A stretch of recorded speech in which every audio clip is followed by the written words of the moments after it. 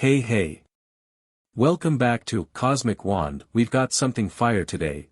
What if Harry had a time loop system and relived his first year 1000 times until he mastered every spell in existence? Likes and subs keep us going.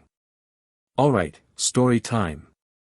Chapter 1, the last first day. The wheels of the Hogwarts Express clicked against the rails in that familiar rhythm Harry had heard 999 times before. Same cadence, same pitch, same tiny imperfection where the track joined somewhere outside London that made the whole carriage shudder for half a second. He felt it pass through his spine like the tick of a clock counting down the last second of a very, very long night. He sat alone in the compartment. Third one from the rear of the fifth carriage, the one with the scuff mark on the window ledge shaped vaguely like a crescent moon. He'd sat in every compartment on this train. He'd sat with Ron first in loop 1, same as the original timeline. He'd sat with Draco in loop 47 just to see what happened. With Hermione in loop 112. Alone in loop 500, reading a book he'd already memorized. Once, in loop 743, he'd spent the entire ride in the luggage rack just to feel something different. Today he sat alone because the system was doing something it had never done before. The translucent blue interface hovered at the edge of his vision, visible only to him, always there, like a second eyelid he couldn't quite close. For 1,000 loops, it had tracked him. Every spell learned. Every magical discipline charted across a branching skill tree so vast it would have taken a normal wizard several lifetimes just to read the categories. Charms. Transfiguration. Defense. Potions theory and practical brewing. Herbological magic. Arithmetic spell construction. Ancient runes, Nordic, Egyptian, Sumerian, the lost Celtic sets. Parseltongue casting. Wandless magic. Wordless magic. Wandless and wordless. Elemental conjuration. Ward construction and deconstruction. Blood magic theory. Mind arts, legilimency and occlumency taken so far beyond their conventional limits that the words barely applied anymore. Healing. Enchanting. Curse-breaking. Battle magic from 17 different magical cultures across 4 continents. Things that didn't even have English names. All of it, over 1,000 years of practice and repetition and failure and mastery, compressed into the mind of an 11-year-old boy. And now the system was displaying a message he'd never seen: Loop 1000, Final Iteration Mastery Index, 100.00% all known magical disciplines, complete loop disengagement in progress, timeline will become permanent in 3 minutes and 42 seconds. Harry watched the countdown with the kind of stillness that only came from having been surprised so many times that surprise itself had worn smooth. 3 minutes and 42 seconds. Then 3 minutes and 41. The English countryside rolled past outside the window, green and gold under a September sun, achingly ordinary. 3 minutes. He closed his eyes. He could feel it already. Something in the texture of the air, in the way time moved around him. For 1,000 loops, there had been a kind of elasticity to reality, a sense that nothing was truly fixed, that every moment was provisional, written in pencil. He'd gotten so used to it that he'd stopped noticing. Now, as the countdown ticked, that elasticity was tightening. Solidifying. The world was setting like concrete, and he could feel the finality of it in his teeth. 2 minutes. Harry thought about the first loop. The real first one, when he'd been actually 11, actually confused, actually terrified. He'd thought the system was a gift. A game, almost. Levels and skills and progress bars. It had taken him nearly 100 loops to understand that it was a cage. 1,000 years in the same 10 months, with the same people saying the same things, making the same choices, dying the same deaths if he didn't intervene. He'd gone through phases. Obsessive learning. Reckless experimentation. Depression so deep he'd spent entire loops barely moving. Rage. Acceptance. And finally, somewhere around loop 600, a kind of peace, the understanding that the only way out was through, and through meant completing every last decimal point of that mastery index. 1 minute. He opened his eyes. The countryside hadn't changed. The scuff mark on the window ledge was still shaped like a crescent moon.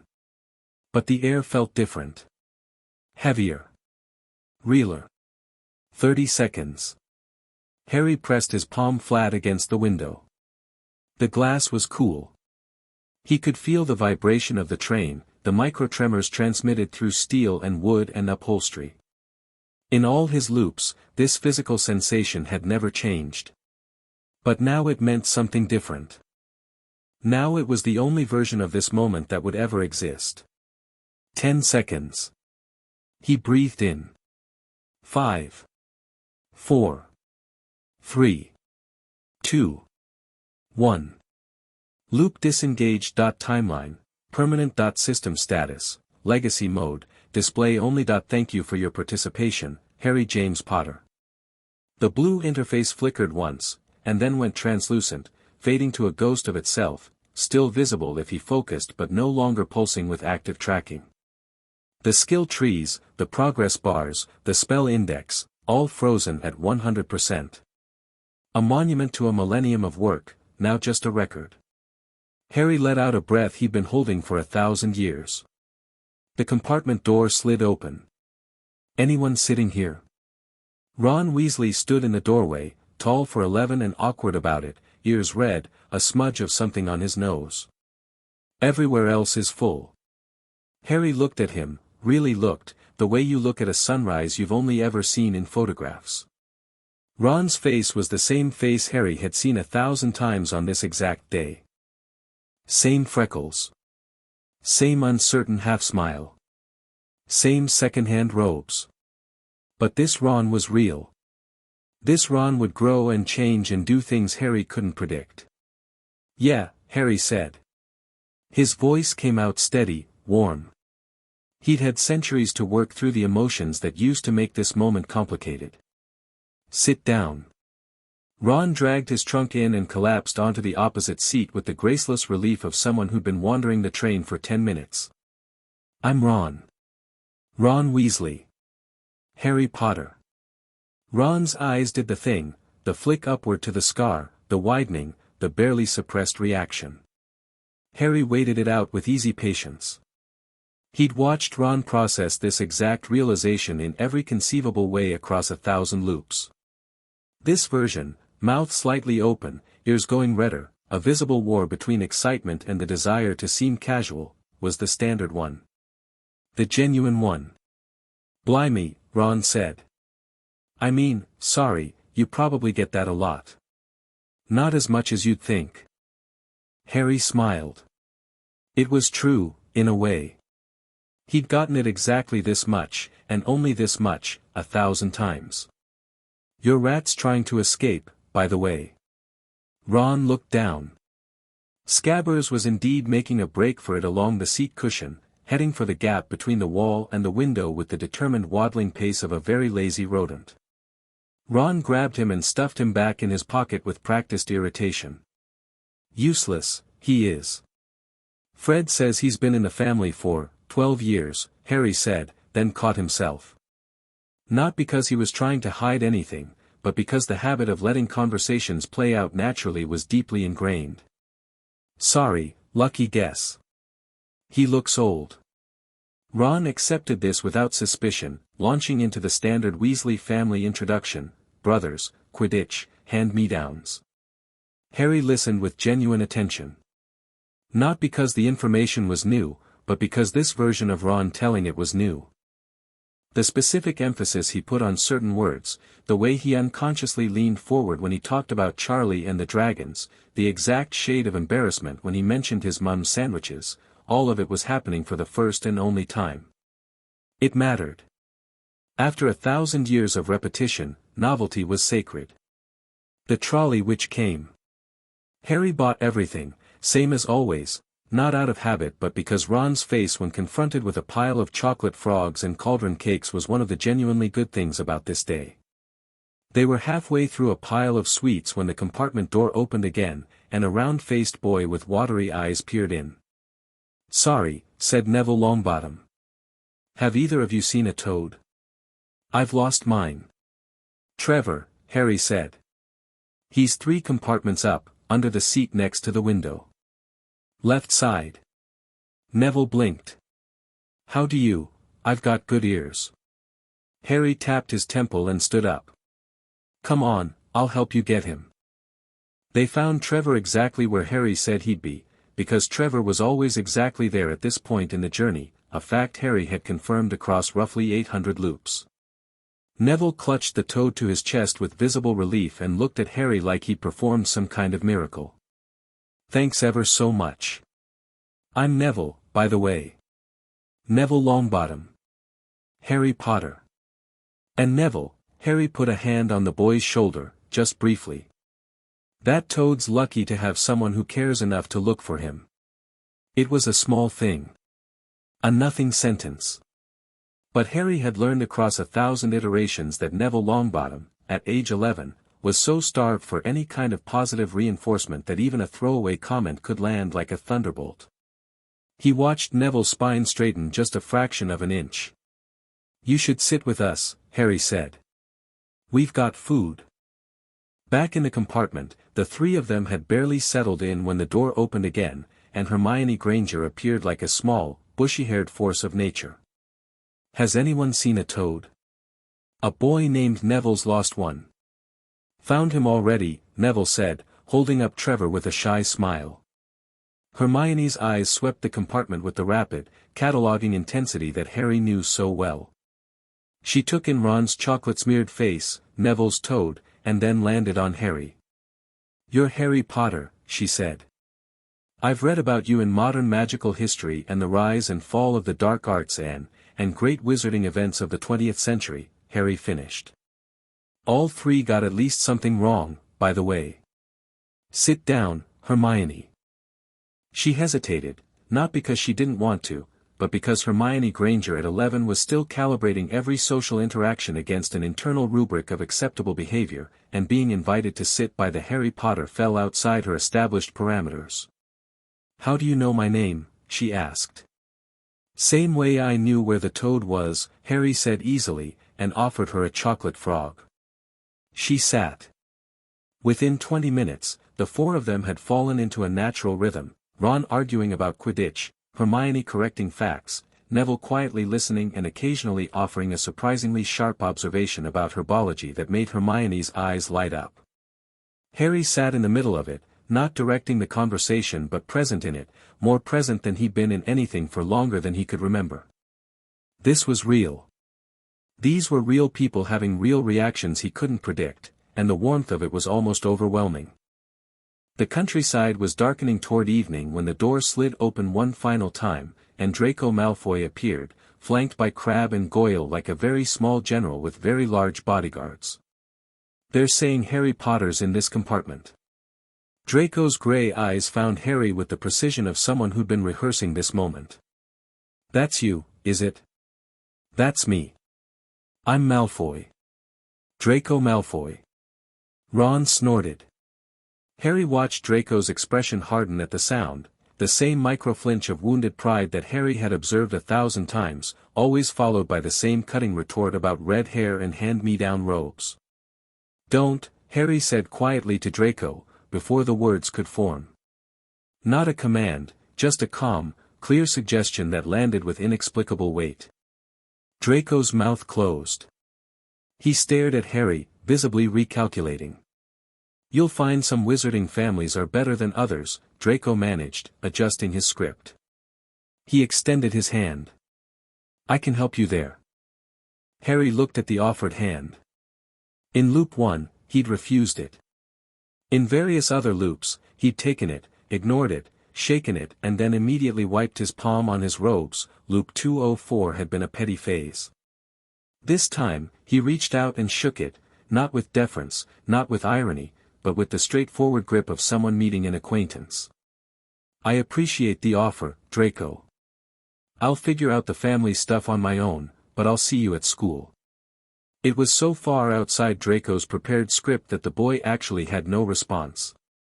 He stood there for a beat, hand still loosely gripping Harry's, processing the fact that he'd been neither accepted nor rejected but simply acknowledged. Then he withdrew, gave a curt nod, and retreated with his bookends. Ron was staring at Harry. "You shook his hand." "He's 11, Ron. He's reciting his dad's lines. Give him a year." "A year to do what?" "Figure out they don't fit." Ron didn't have an answer for that, which Harry considered a minor victory. The train slowed. Night had fallen, and through the windows Harry could see the distant lights of Hogsmeade Station and, above it all, the silhouette of Hogwarts Castle against a sky thick with stars. He'd seen this view 1,000 times, and it still caught something in his chest, not nostalgia, exactly, but a deep, bone-level recognition, the way you might feel seeing your childhood home after decades away. Except this time, the castle was real, and he wouldn't wake up on September 1st again. They piled into the boats. Hagrid's voice boomed across the water, "No more and 4 to a boat." And Harry ended up with Ron, Hermione, and Neville, which felt cosmically appropriate. The boats drifted across the Black Lake, and the castle rose above them, and Hermione gasped, and Neville nearly dropped Trevor again, and Ron said something profane under his breath that made Hermione glare at him. Harry trailed his fingers in the water. Beneath the surface, he could feel the giant squid, not through any mundane sense, but through the magical awareness he'd spent centuries developing. The squid was curious about the boats, as always. Harry sent a gentle pulse of intention downward. "Hello again, old friend. Last time, I promise." A tentacle broke the surface 20 feet away, waved once, and disappeared. "Did you see that?" Ron yelped. "Giant squid," Hermione said immediately. "It's in Hogwarts, a history." "It's friendly," Harry added. "Likes having its tentacles scratched, if you can get close enough." "How could you possibly know that?" Hermione asked. Harry just smiled. The boats docked. They climbed the stone steps. McGonagall met them in the entrance hall, tall and precise, delivering the same speech about houses and the point system and the sorting that Harry could have recited backward in Parseltongue. He watched her face as she spoke, the carefully maintained sternness that was really just a Scottish woman's way of showing she cared, and felt a deep, quiet affection. She'd been his head of house 1,000 times. She'd praised him, scolded him, given him detentions, awarded him points, and once, in loop 387, when he deliberately crashed a broomstick into the Whomping Willow just to test his own healing spells, she'd cried at his hospital bedside while thinking he was unconscious. He would protect her this time. All of them. That was the whole point of everything he'd learned. The great hall opened before them, and the first years made the usual collective sound of wonder, that half-gasp, half-murmur that 400 children in a magical castle produced when confronted with a ceiling that reflected the night sky and 1,000 floating candles. Harry walked through it with the ease of someone entering their own living room. The sorting hat sat on its stool. Old, patched, fraying, and containing one of the most sophisticated magical intelligences ever created. Harry respected the hat. Across 1,000 loops, it had been one of the few entities that genuinely surprised him, because its reactions to his mind changed as his mind changed. Names were called. Abbott, Hannah went to Hufflepuff. Bones, Susan followed. Boot, Terry to Ravenclaw. The familiar litany unspooled. Hermione went to Gryffindor with visible relief. Draco went to Slytherin before the hat finished touching his head. Neville went to Gryffindor after a long deliberation that Harry knew was the hat recognizing courage Neville himself didn't yet see. Potter, Harry. The hall did the thing, the whispering, the craning of necks, the rustle of excitement. Harry walked to the stool without hurry. He sat. McGonagall lowered the hat onto his head, and the brim dropped over his eyes, and the world went quiet. "Oh," said the hat. Silence. "Oh my," the hat said again, very softly. Harry waited. I've sorted every student who's come through these doors for 1,000 years. I have never, what are you?" "I'm Harry Potter," Harry thought calmly. "Same as always." "You are not the same as anything." The hat's voice was shaken in a way Harry had rarely heard. Your mind, the depth of it, I'm seeing centuries. Millennia. How is this possible? You're 11. On the outside. The knowledge alone, I'm seeing spell work that predates Hogwarts. Predates Merlin. And the structure of your occlumency, I can't read you, not really. You're letting me see this. You're showing me what you want me to see. Yes. Because I respect you, and I thought you deserved honesty. Or at least as much of it as we have time for. A long pause. Harry could feel the hat's consciousness pressing against the edges of his mind, not intrusively, but with the careful, odd touch of someone handling something impossibly fragile and impossibly powerful at the same time. Where should I put you? The hat murmured. You'd be the greatest Ravenclaw in history. You'd make Salazar himself look like a dabbling amateur in Slytherin. In Hufflepuff, you'd, actually, the loyalty I'm seeing, the dedication, 1,000 repetitions, and you never stop trying, that's the most Hufflepuff thing I've ever encountered. But you're sitting here, calm as still water, asking me to put you where your friends are. And that, choosing people over power, choosing love over legacy, after everything you've been through, that's courage, Mr. Potter. The deepest kind. Gryffindor, then. Gryffindor, then.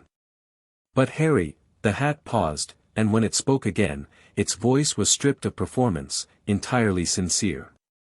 Whatever you are, whatever happened to you, I'm glad you're here. This castle has been waiting for someone like you for a very long time. I know. I've felt it. Gryffindor. The hat bellowed to the hall, and the Gryffindor table erupted, and the Weasley twins started their chant of, "We got Potter," and Harry lifted the hat off his head and set it gently on the stool with a care that McGonagall noticed and didn't understand. He walked to the Gryffindor table and sat between Ron and Hermione, across from Neville. The feast appeared. Ron immediately began eating like he was being timed. Hermione started asking questions about the enchanted ceiling. Neville fed a bit of sausage to Trevor under the table. Harry ate slowly, tasting each bite.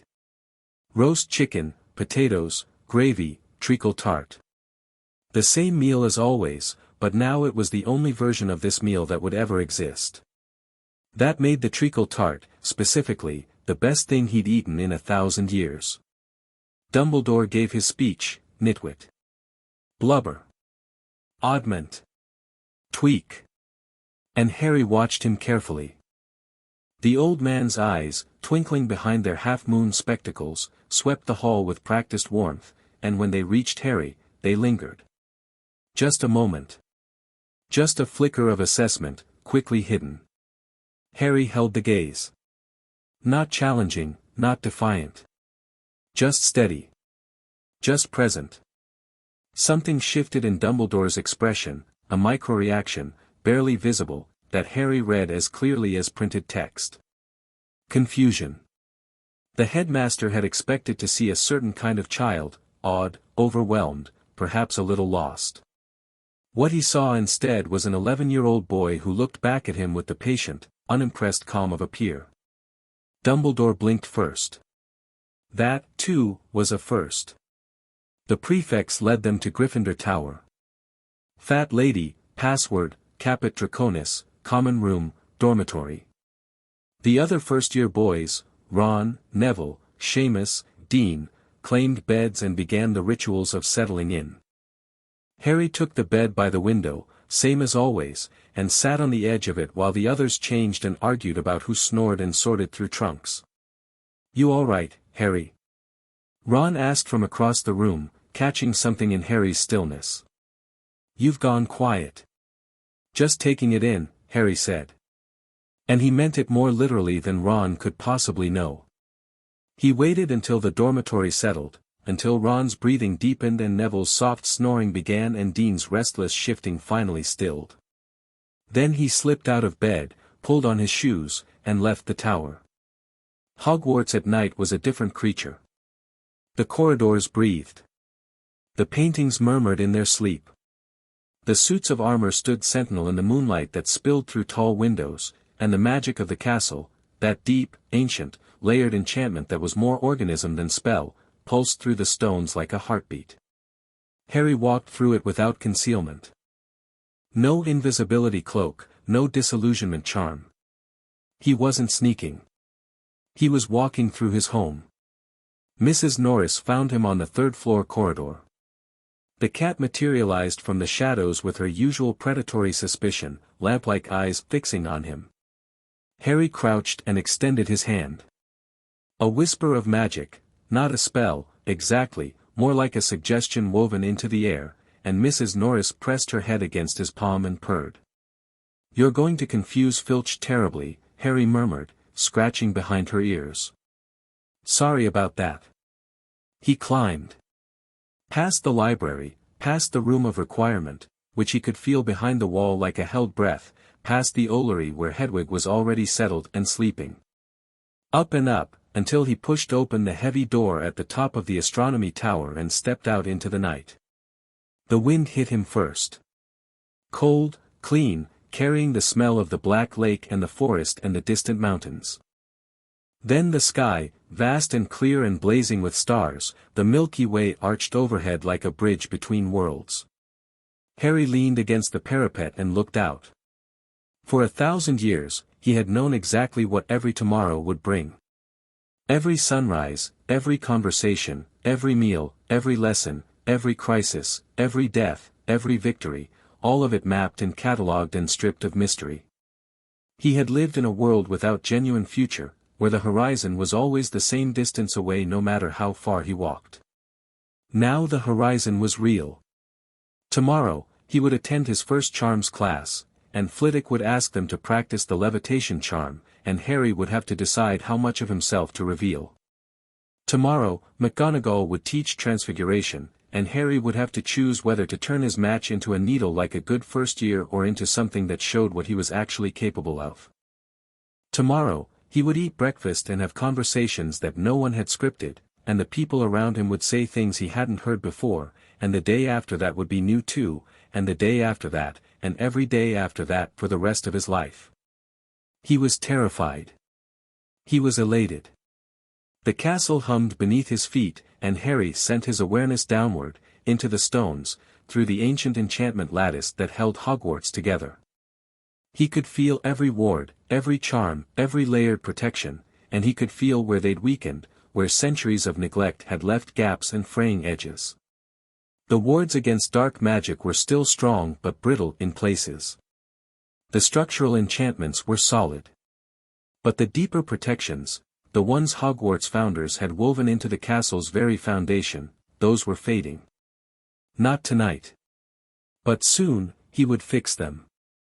He could also feel Quirrell, 7 floors below, in his office, radiating a low, sick hum of dark magic that most people perceived as a bad smell or an uneasy feeling.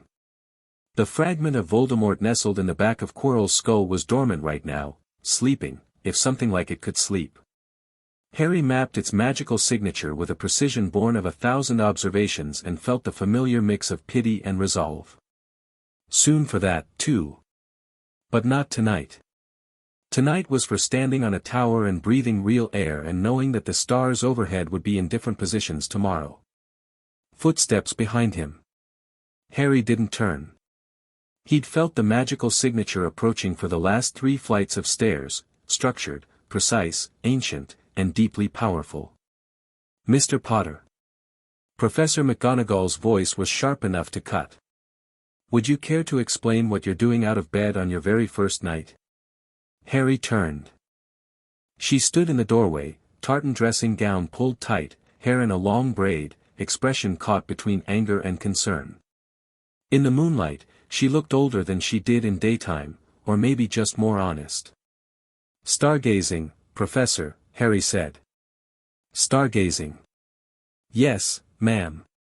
It is midnight. You are a first-year student. The corridors are off-limits after hours." She descended each point like a staircase, each step bringing her closer to full disciplinary mode. Then she paused. "How did you get past the portrait without a prefect?" I know the password. And Mrs. Norris? Mr. Filch assures me she alerts to every student out of bed. She likes me. McGonagall stared at him. Harry watched her processing, the calm, the lack of fear or guilt, the strange weight behind his green eyes that she couldn't quite identify. He could see the exact moment she decided something was off. Mr. Potter, are you quite all right? It was the way she said it, not as a disciplinary follow-up but as a genuine question, from a woman who had known his parents and carried guilt about what happened to their son. Harry felt something crack in the walls he'd built over centuries, just a hairline fracture, but enough. I'm better than I've been in a very long time, Professor, he said. I know I shouldn't be up here. I'll go back. But I needed to see the sky tonight. She studied him for a long, quiet moment. Then, in a voice softer than her usual register, 5 points from Gryffindor for being out of bed. And Mr. Potter, a pause. The astronomy tower has the best view of the northern constellations on clear nights. Purely as an academic observation. Noted, Professor. Thank you. She turned and walked back through the door, her footsteps fading down the spiral stairs. Harry listened until she was gone, then turned back to the sky. He stayed for another hour, watching the stars whirl slowly overhead, feeling the castle breathe, letting the reality of permanence settle into his bones. Then he went back to bed and lay in the darkness of the first-year dormitory, listening to Ron snore and Neville mumble and the old castle creak, and he did not sleep for a long time, not because he was troubled, but because he wanted to be awake for every second of this night that would never repeat. Morning came like a held promise finally kept. Harry was the first one up, centuries of discipline made sleeping nearly impossible, and he dressed in the grey light before dawn while his dorm-mate slept.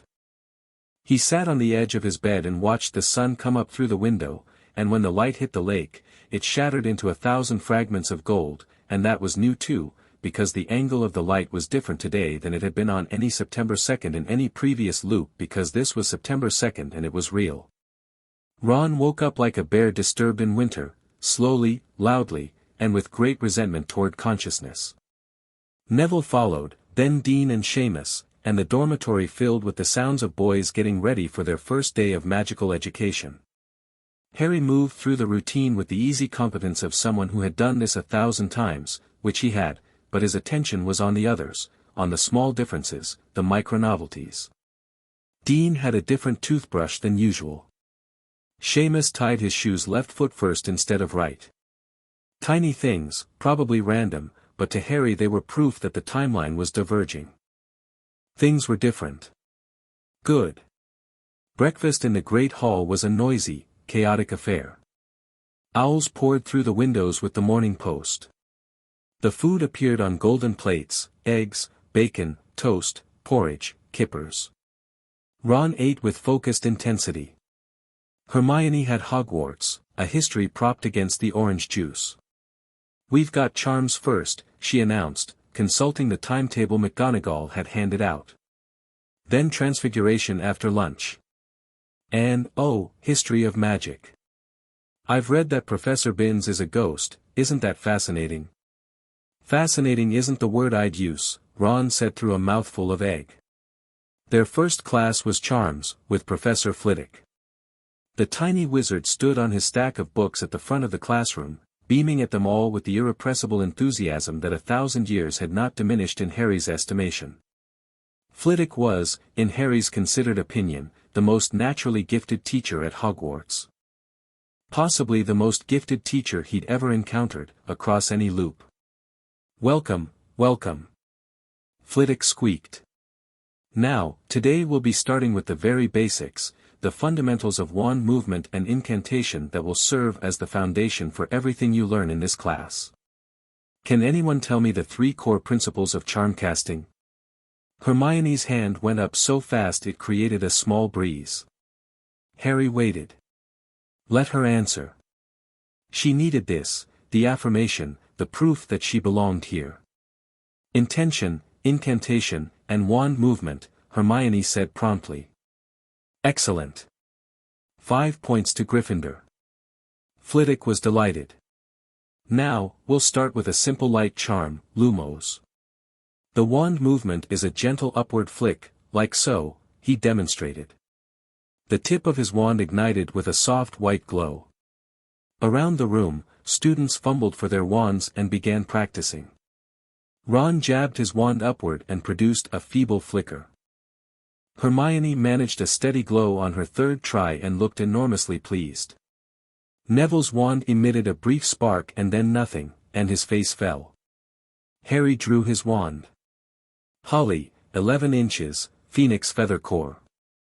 He'd cast his first spell with this wand 1,000 years ago, and over the intervening millennia, it had become less an instrument and more an extension of his will, though truthfully, he hadn't needed a wand for anything in about 400 loops. He considered, briefly, performing the simple Lumos like a normal first year. Matching the expected output. Playing the part. Then he remembered, do not hide. He'd spent too many loops hiding. Too many loops pretending to be less than he was, modulating his power to fit other people's comfort. The system was done. The loop was done. This was his life now, and he refused to begin it with a lie. Harry rested his wand on the desk. Then he held up his empty hand, palm open, and thought Lumos.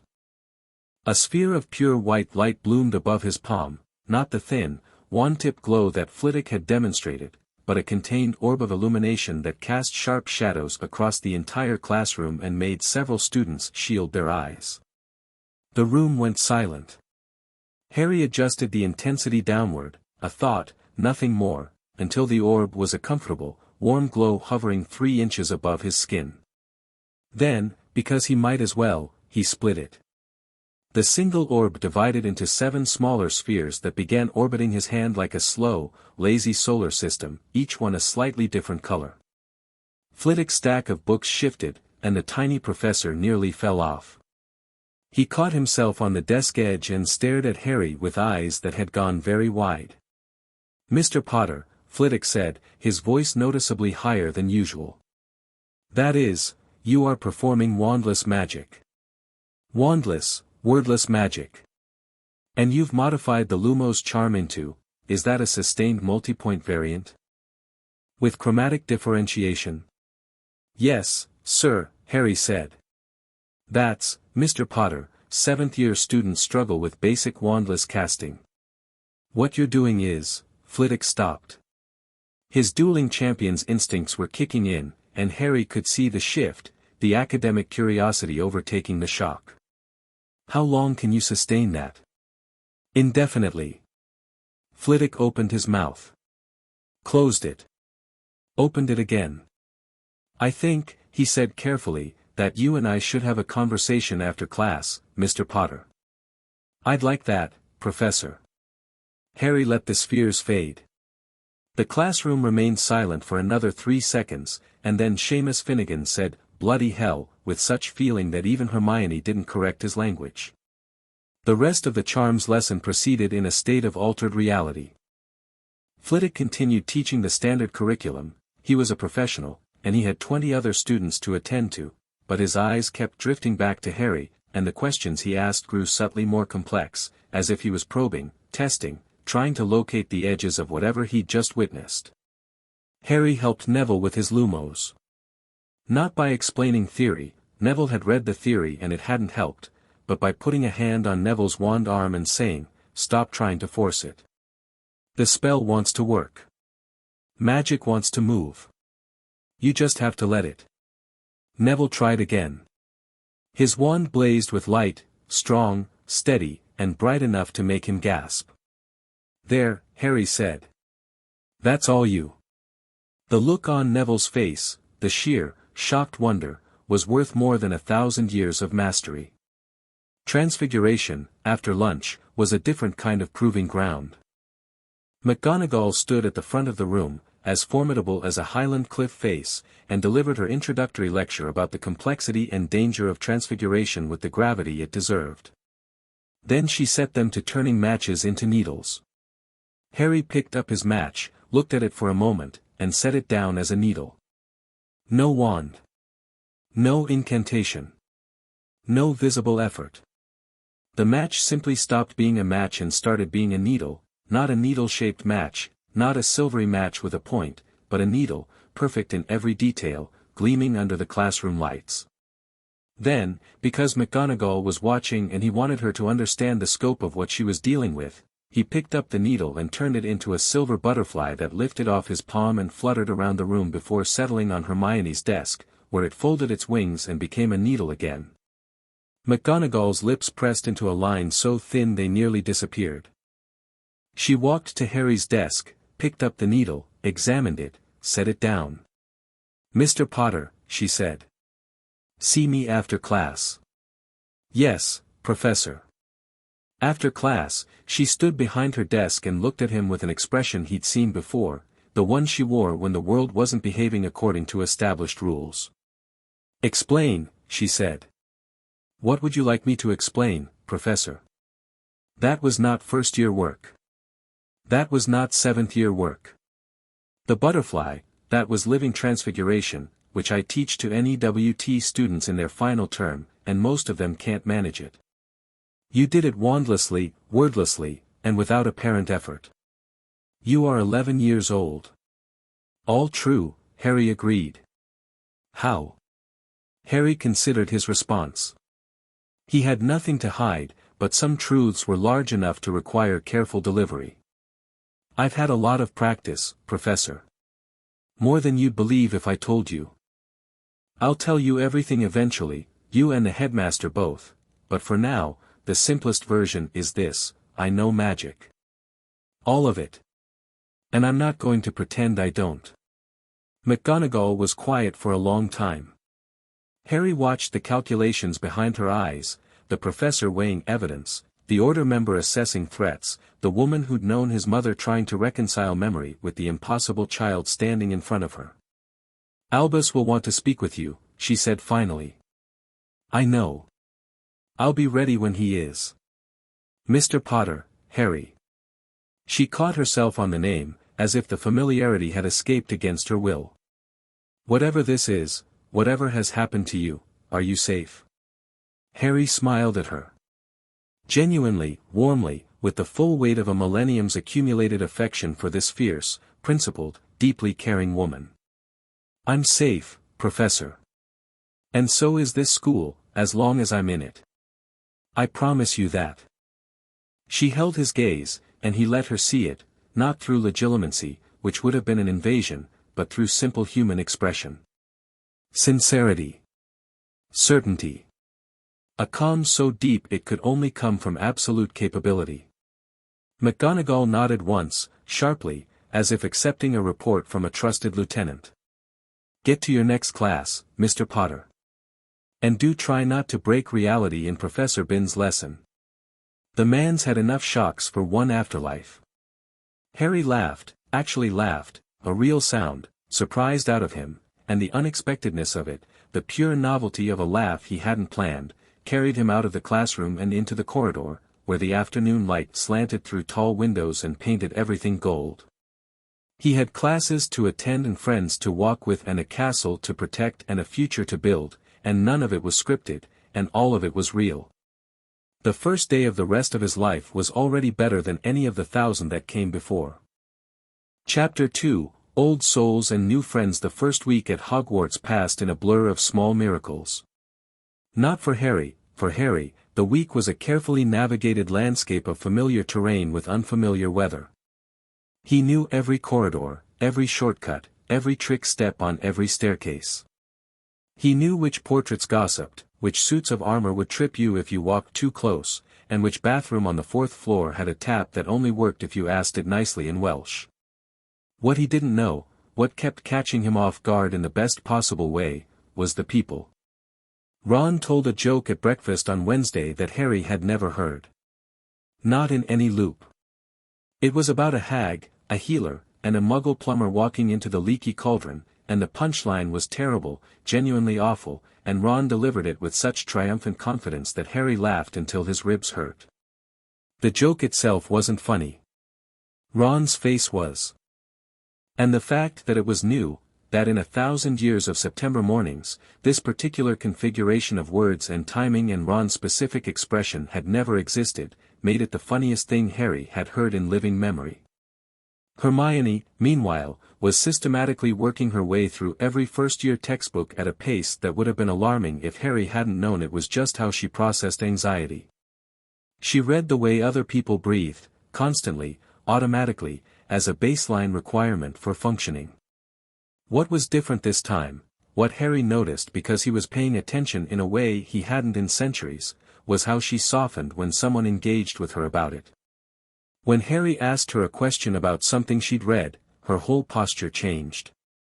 The defensive hunch in her shoulders released. Her voice lost its rapid, slightly desperate quality and settled into something warmer, more confident. She wasn't showing off when she quoted textbooks. She was reaching out. She was saying, "I have value, please see it." Harry saw it. He made sure she knew. Neville was the quietest revelation. In most loops, Harry had been fond of Neville but distracted, too focused on whatever specific skill tree the system was directing him toward to invest real energy in a shy boy with a toad and a self-esteem problem. Now, freed from the tyranny of progress bars, Harry watched Neville with fresh eyes and saw what 1,000 loops of casual observation had only hinted at: the kid was remarkable.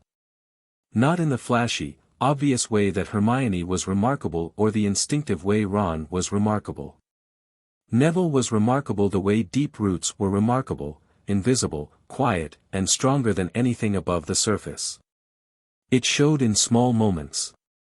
The way Neville handled plants in herbology, not with learned skill but with genuine intuition, his hands moving over leaves and stems with a gentleness that Professor Sprout noticed immediately and praised with visible delight. The way he stood up for Trevor when Seamus suggested the toad was useless.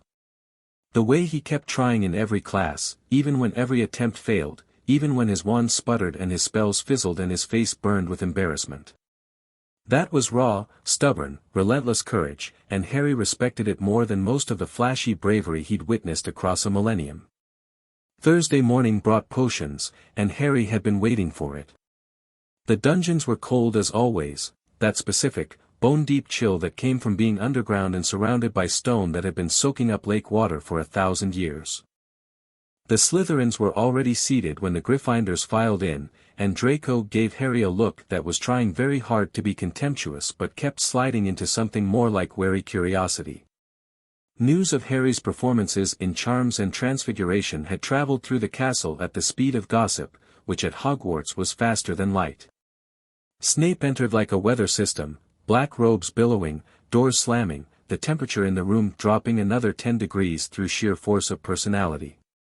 He swept to the front of the classroom and turned, and his dark eyes raked across the students with the enthusiasm of a man being forced to babysit. "There will be no foolish wand-waving or silly incantations in this class," Snape said, and every word landed like a stone dropped into still water. "As such, I don't expect many of you to appreciate the subtle science and exact art that is potion-making. However, for those select few who possess the predisposition, I can teach you how to bewitch the mind and ensnare the senses. I can tell you how to bottle fame, brew glory, and even put a stopper in death." His gaze found Harry, and there it was, that particular flicker of complicated hatred that Harry understood so thoroughly it had long since stopped hurting. Severus Snape looked at Harry Potter and saw James Potter's face wearing Lily Evans' eyes, and the emotional short-circuit that produced was something Snape had never learned to manage. Harry had watched this man across 1,000 iterations. He knew every wound, every regret, every moment of buried kindness. He knew about the Patronus, the silver doe that would never stop running toward a love that had been dead for 10 years. He knew about the unbreakable vow that hadn't been made yet, and the terrible, quiet heroism that would follow. He knew that Severus Snape was, beneath the cruelty and the bitterness and the performative contempt, one of the bravest people he'd ever encountered. None of that made the man easy to deal with. But it made him worth dealing with. "Potter." Snape's voice cracked like a whip. "Our new celebrity. Tell me, what would I get if I added powdered root of asphodel to an infusion of wormwood?" The standard opening gambit. Designed to humiliate, to establish dominance, to prove that fame meant nothing in this classroom. In loop 1, Harry had stammered and failed.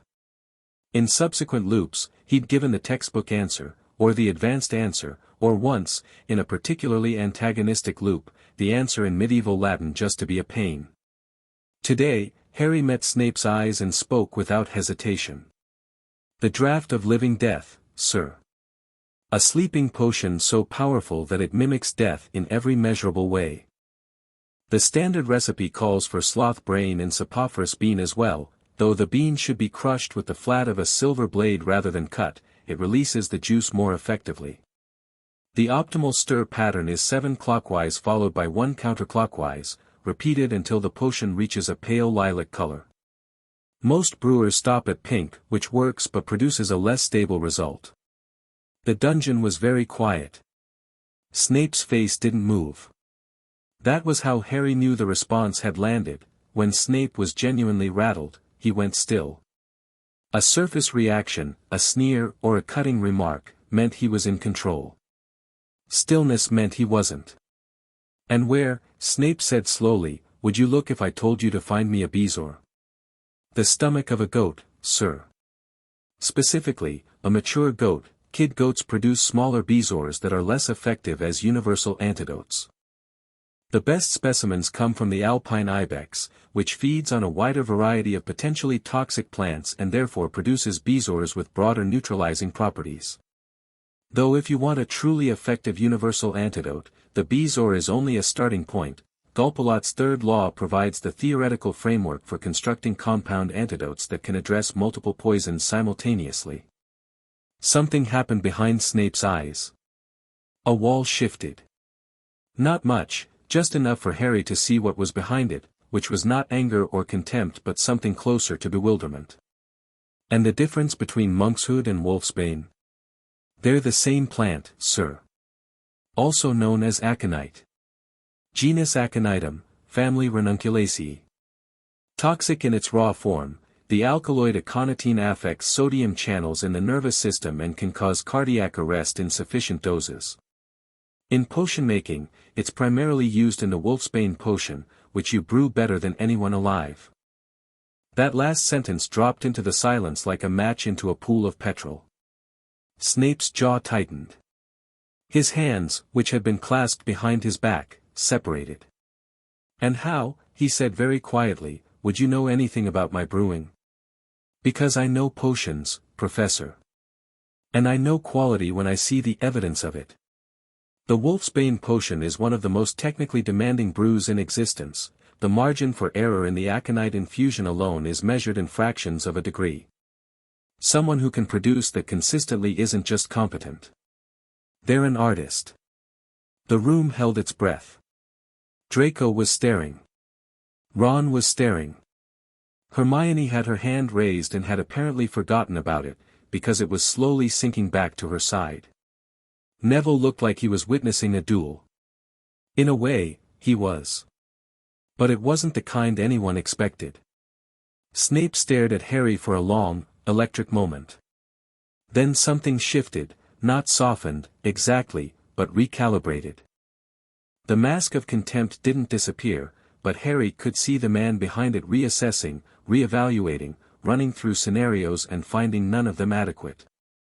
10 points to Gryffindor, Snape said, and the words sounded like they'd been extracted with pliers. For an acceptable answer. Now open your books to page 14. Today we're brewing a simple cure for boils, and if anyone melts a cauldron, they will be cleaning this dungeon with their toothbrush. The class proceeded. Harry brewed his cure for boils flawlessly, not just correctly but perfectly, each ingredient added at the precise moment, each stir executed with the mechanical precision of someone who had brewed this particular potion at least 500 times. The result was a potion of such clarity and consistency that when Snape paused at Harry's desk during his patrol of the room, he stood there for nearly 10 seconds without speaking, just looking at the contents of Harry's cauldron. Then he moved on without a word. Neville's cauldron, 2 desks over, started to smoke ominously. Harry reached over without looking, adjusted the flame with a wordless regulation charm, and whispered, "You're adding the porcupine quills too early. Take it off the heat first, then add them." Neville did. His potion stabilized, shifting from an angry red to the correct turquoise. Neville looked at Harry with an expression of such naked gratitude that Harry had to look away before the emotion in it cracked something open he wasn't ready to deal with. After class, Harry was the last to leave. He lingered, packing his bag slowly, until the dungeon was empty except for him and Snape. The professor stood at his desk, grating with the furious energy of a man trying not to think. "Professor," Harry said. "Get out, Potter. She'd be proud of you." Snape's quill stopped. The silence that followed was absolute, not empty but full, pressurized, like the moment before a storm breaks. Harry watched Snape's shoulders tighten, watched his knuckles go white around the quill, watched the tremor that ran through him like a fault line shifting. "She'd be proud of the work you do here," Harry continued, his voice quiet and completely steady. "The students you protect. The promises you keep. I know that's not worth much coming from me, I look too much like him and not enough like her. But I have her eyes, and I'm telling you, she'd be proud." Snape didn't turn around. Harry hadn't expected him to. But the quill in his hand was shaking now, just barely, and that was enough. Harry left the dungeon and climbed back into the light. The next 2 weeks blurred together in a montage of classes and conversations and small, precious novelties. Harry attended every lesson with genuine attention, not because he needed the instruction but because watching people learn was endlessly fascinating to someone who'd spent a millennium learning alone. He helped where he could, not by doing people's work for them but by saying the right thing at the right moment. A word of encouragement for Neville. A different way of explaining theory for Ron, who learned through doing rather than reading. A challenging question for Hermione that sent her diving into books Harry already knew by heart but that she hadn't discovered yet, which meant she got the joy of discovery and Harry got the joy of watching her face light up. He was building something. Not consciously, not strategically, he'd spent enough loops playing chess with people's lives to be sick of it, but organically. A group. A circle. People who mattered to him and to whom he wanted to matter. On the second Friday, the notice went up, flying lessons, Gryffindors and Slytherins, Thursday afternoon. Ron was excited. Hermione was terrified and dealing with it by reading everything ever written about broomstick safety.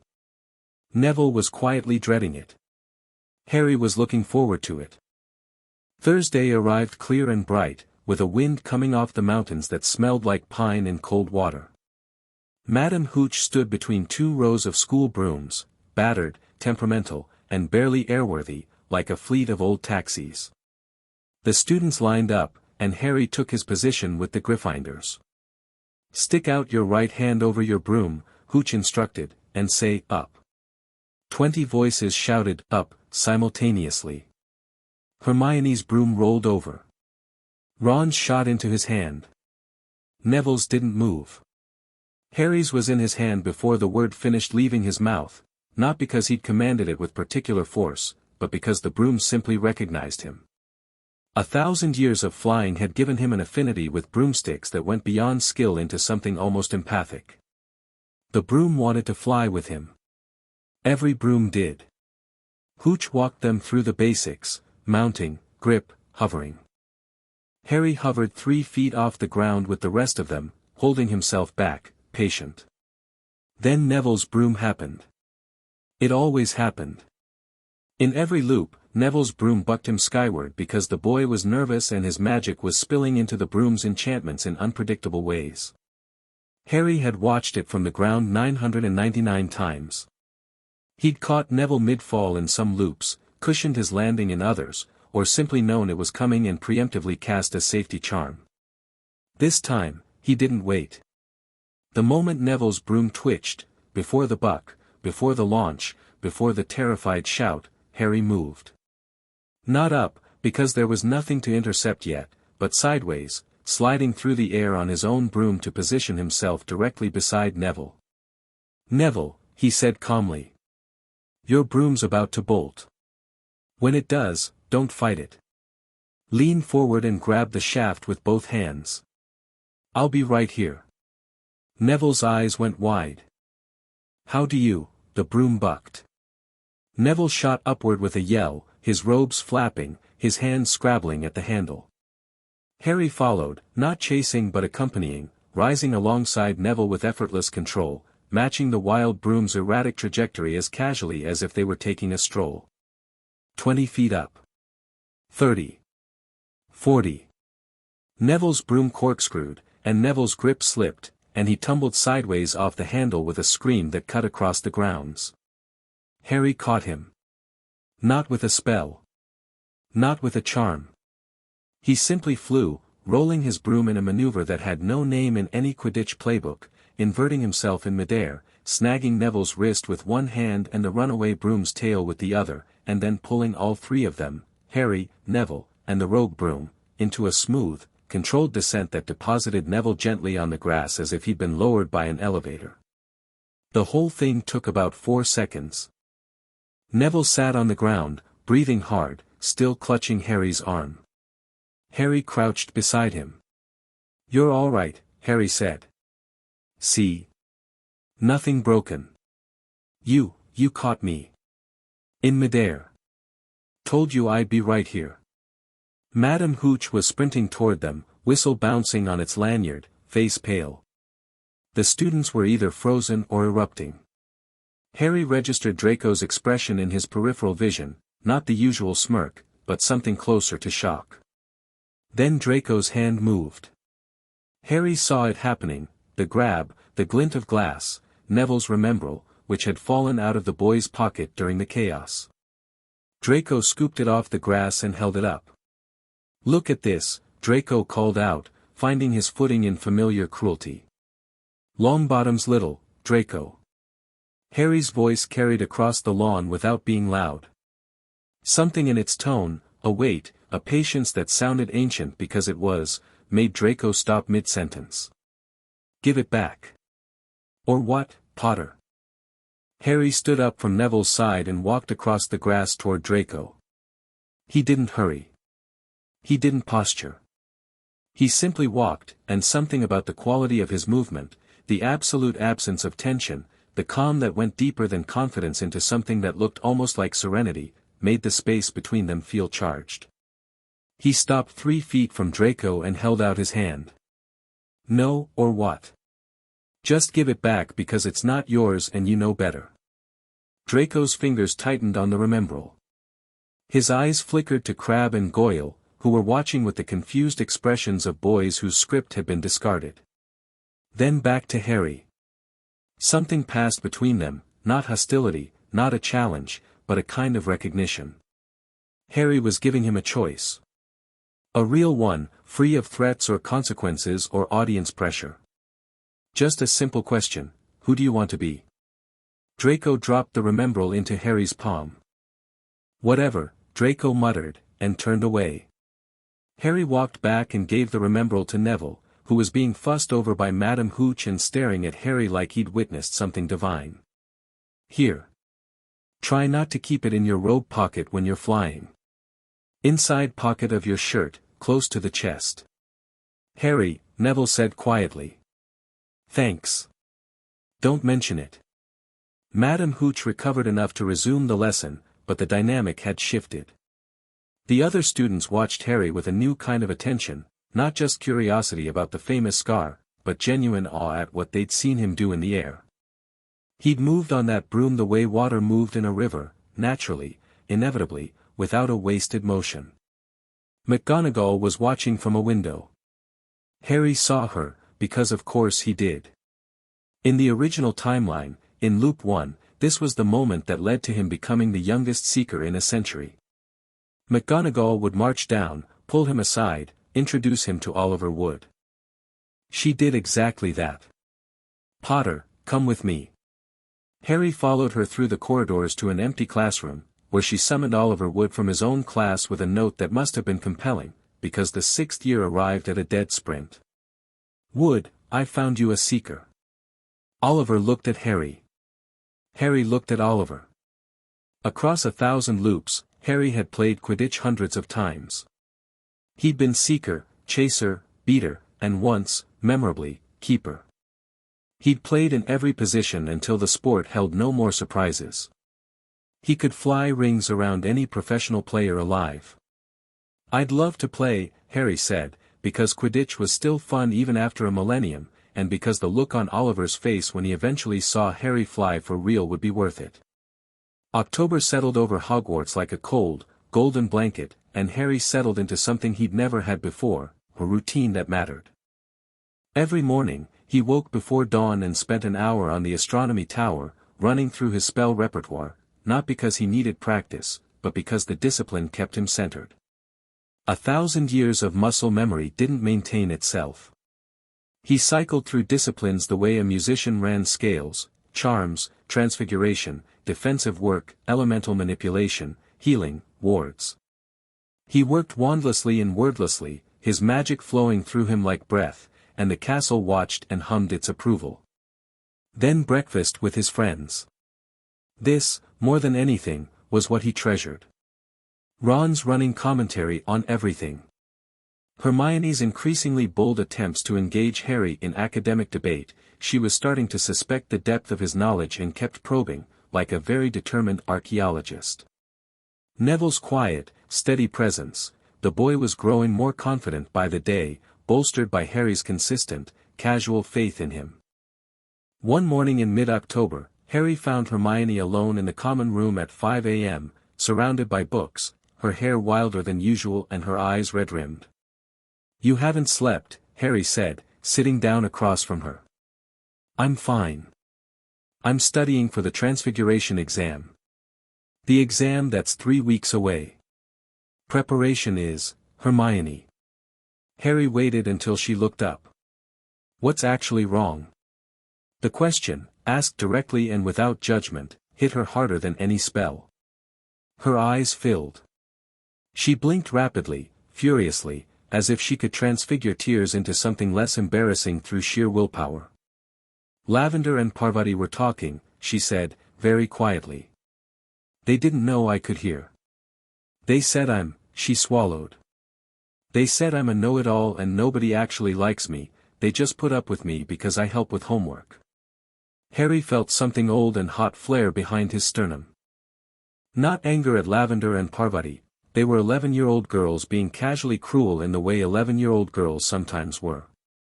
Anger at the universe, maybe, for being constructed in such a way that a girl this brilliant and this kind could be made to feel worthless by a whispered conversation. "Hermione, look at me." She did. "You are the most talented witch of your generation, and I mean that literally.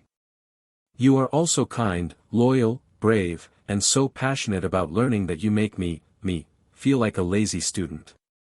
Anyone who doesn't see that is missing out, and their opinion is not worth the energy it takes to process it. You're just saying that because, I don't say things I don't mean. I don't have the time." He paused. "Actually, that's not true anymore. I have all the time in the world now. But I still don't say things I don't mean. You are brilliant, Hermione Granger. You are wanted. And if Ron and Neville and I don't count as people who actually like you, then I've been very badly misreading the situation." A tear escaped. She wiped it away with the back of her hand and almost smiled. "Ron barely tolerates me. Ron doesn't know how to talk to smart girls. He'll figure it out. Give him a year." "You keep saying that. Give it a year. Like you know what's coming." Harry grinned. "Educated guess." She laughed, a small, wet, genuine laugh, and Harry counted it as one of the most important victories of his very long life. Halloween arrived with the smell of baking pumpkin and the crackle of enchanted decorations. The great hall was spectacular, live bats, floating jack-o'-lanterns, candles that burned with purple and orange flames. The feast was magnificent. Harry barely tasted it. He was counting minutes. He knew what was coming. In every loop, on every Halloween, at this exact point in the evening, Professor Quirrell would burst through the doors of the Great Hall, shout about a troll in the dungeons, and faint. It was one of the loop's fixed points, a moment that always happened regardless of anything Harry did earlier in the timeline. The troll was a distraction, a diversion Quirrell engineered to get a clear run at the third-floor corridor. The difference this time was that Hermione wouldn't be alone in the bathroom. In the original timeline, in Loop 1, Ron's cruel comment about her had sent her there to cry, and the troll had nearly killed her. But in this timeline, Ron hadn't made that comment, because Harry had been present and engaged enough to keep the social dynamics from reaching that breaking point. Hermione was here, at the table, eating pumpkin pie and arguing with Ron about whether a Bezoar could counteract troll venom. So the troll would be alone in the dungeons. Or wherever Quirrell had actually placed it. The doors burst open. Quirrell ran in, turban askew, face gray with the specific shade of manufactured panic that Harry recognized as acting. Troll. In the dungeons. Thought you ought to know. He collapsed. Dumbledore took charge. Prefects were ordered to lead students back to their common rooms. Harry didn't move. In the chaos of scraping benches and shouted instructions, he slipped out of the stream of Gryffindors heading for the tower and turned toward the dungeons. Not running. Walking. His senses expanded outward, a sphere of magical awareness that encompassed most of the castle, honed over centuries of practice until it was as natural as hearing. He found the troll on the second floor. Not the dungeons, the second floor, lumbering through a corridor near the girls' bathrooms with the aimless aggression of a creature too stupid to know what it was supposed to be doing. 12 feet tall, gray-skinned, dragging a club the size of a small tree. It stank of sewage and old meat. Harry stepped into the corridor in front of it. The troll stopped. Its tiny eyes, buried in folds of gray skin, focused on the small figure blocking its path. It grunted. Raised its club. Harry raised his hand. Sleep. It wasn't a spell, exactly. Not in the traditional sense of incantation and wand movement and structured magical intent. It was something beyond that, something Harry had developed in the deep loops, the ones past Loop 800, when his mastery had moved beyond the catalogue of known spells into territory that had no names.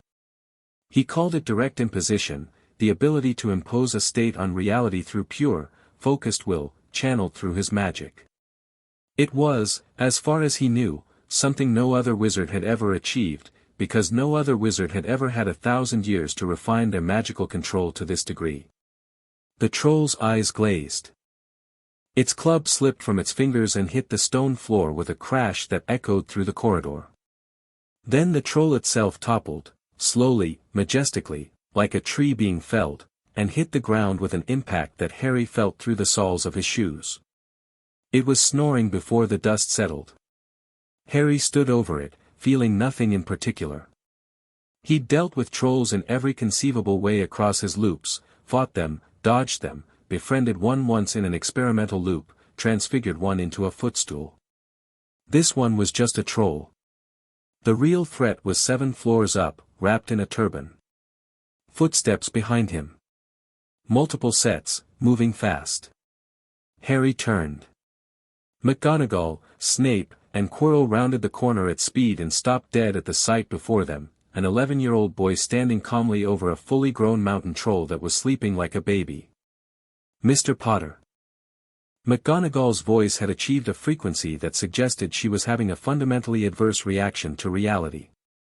What? It was heading for the girls' bathrooms, Harry said. I put it to sleep. You put it to sleep, Snape repeated, his voice flat as a blade. Yes, sir. A fully grown mountain troll. They're not resistant to soporific magic if you apply it correctly. Their neural architecture is simple, fewer pathways to override. A targeted sleep inducement is actually easier on a troll than on a human. Snape and McGonagall exchanged a look that contained an entire conversation.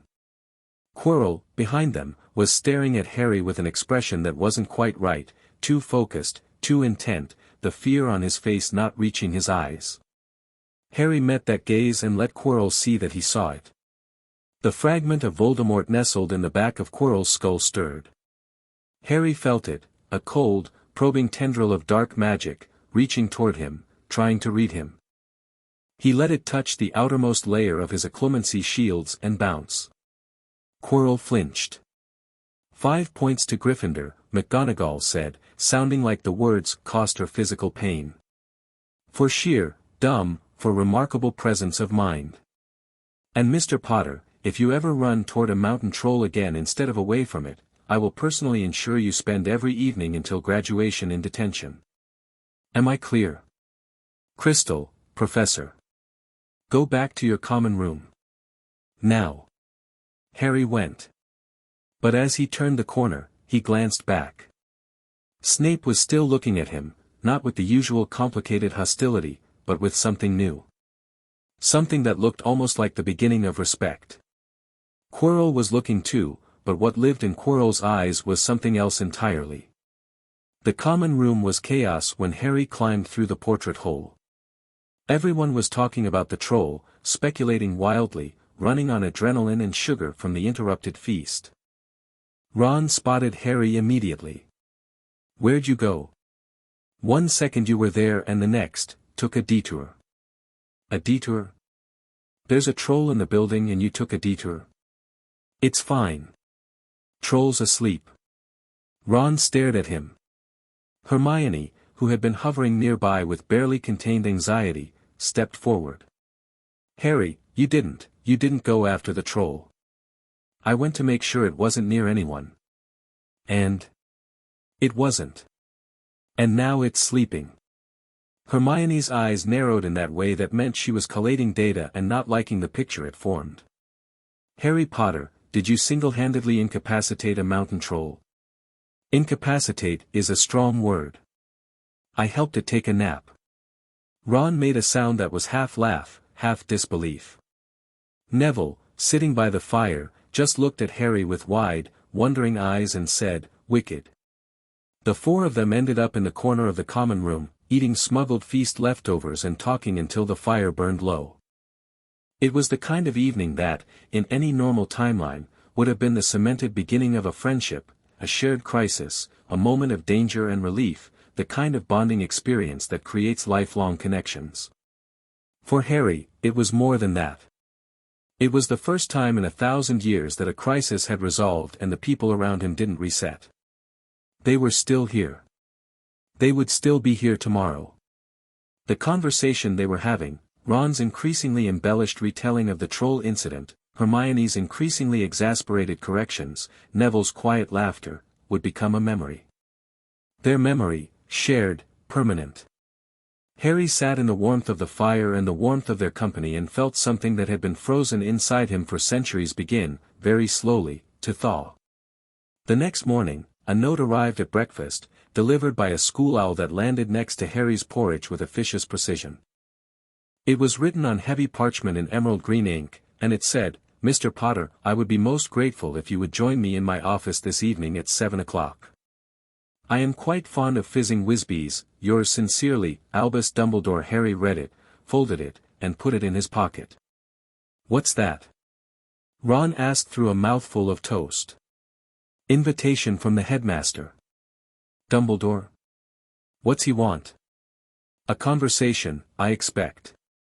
Hermione's eyebrows were doing the thing they did when she was concerned but trying to be supportive. "Is everything all right?" Harry smiled at her, really smiled, with the warmth of someone who had navigated 1,000 versions of this woman's worry and treasured every single one. "Everything's fine, Hermione. He just has some questions." "About the troll?" "About me." He spent the day in a state of calm anticipation. Classes proceeded normally, defense against the dark arts with Quirrell, who stuttered and stammered through a lecture on vampires while the back of his head radiated malice like a heat source. Harry sat in the front row and answered every question correctly and watched the way Quirrell's stutter got worse whenever Harry's gaze lingered on the turban. History of Magic with Binns, who droned about goblin rebellions while the class slept.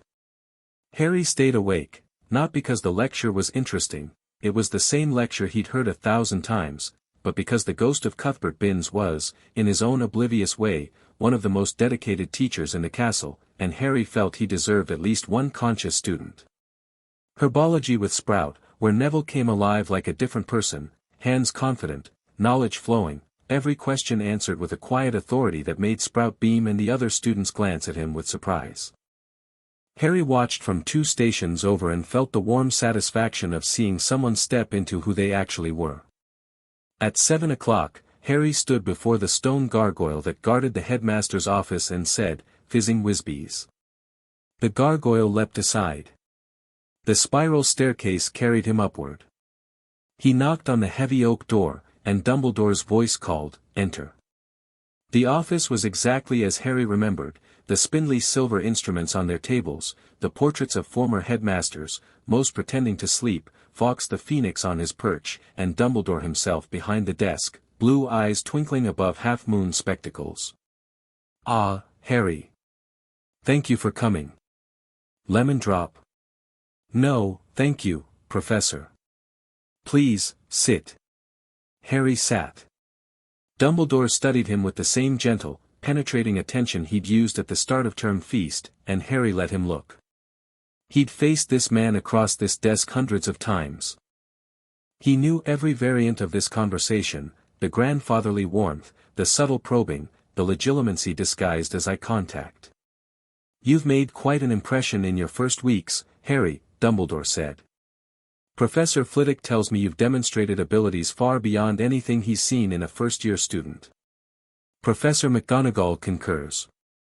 And last night, you apparently subdued a fully grown mountain troll through means that none of your teachers can quite identify." "All true, sir." "May I ask how?"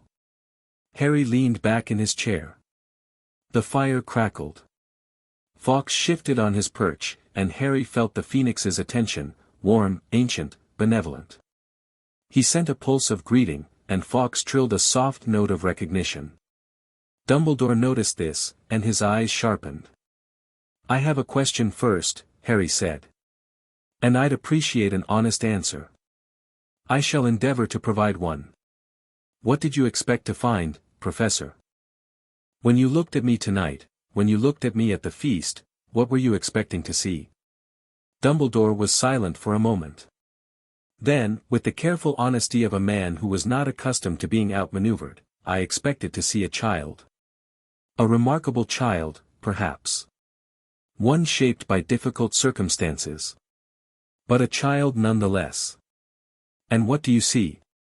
Dumbledore's gaze held Harry's, and Harry felt the lightest brush of legitimacy against his shields, not an attack, not even a deliberate probe, but the instinctive magical equivalent of someone leaning forward to get a better look. Harry didn't block it. He let Dumbledore touch the surface of his mind and feel what was underneath. The old man went pale. "I see," Dumbledore whispered, "something I do not understand." "Then we should talk," Harry said. "But not tonight. Tonight, I just wanted you to know that I'm not what you expected, and that's okay. I'm not a threat. I'm not dangerous, not to you, not to the students, not to this school. I'm something new. And I know that's unsettling for a man who has made it his life's work to understand and manage every variable in the wizarding world." Dumbledore's expression was extraordinary, a kaleidoscope of emotions cycling behind those blue eyes, each one genuine, none of them fully in control. Surprise. Fear. Curiosity. Hope. And beneath all of it, the faintest tremor of something Harry recognized because he'd felt it himself, the realization that the rules had changed. "You're remarkably self-possessed for an 11-year-old, Dumbledore said. "I'm remarkably self-possessed for anyone, Professor. Give me a few weeks. Then we'll have the real conversation. You'll want Minerva there too, and probably Severus. I'll tell you everything. Everything. Everything I can. Which is quite a lot." Dumbledore studied him for another long, measured moment. Then, slowly, a smile broke across his face, not the practiced, twinkling grandfather smile, but something more real and more vulnerable.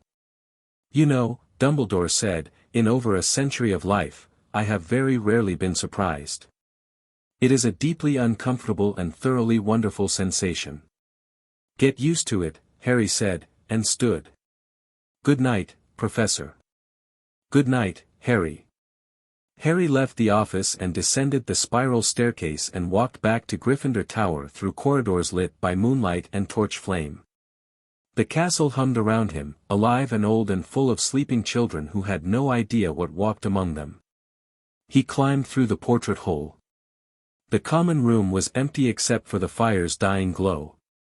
He went upstairs, changed, and got into bed, and lay there listening to Ron snoring in the wind outside and the vast, breathing silence of Hogwarts at night. Tomorrow would bring new things.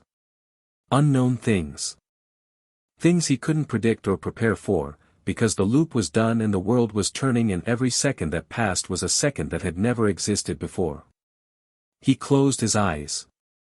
For the first time in 1,000 years, Harry Potter fell asleep looking forward to the morning.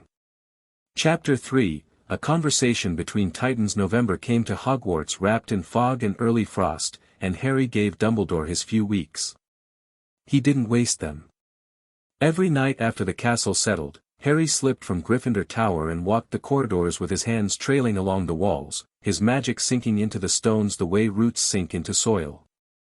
The castle's ward structure was a layered masterwork, 1,000 years of enchantment built atop enchantment, each generation of headmaster and headmistress adding their own protections like sedimentary rock.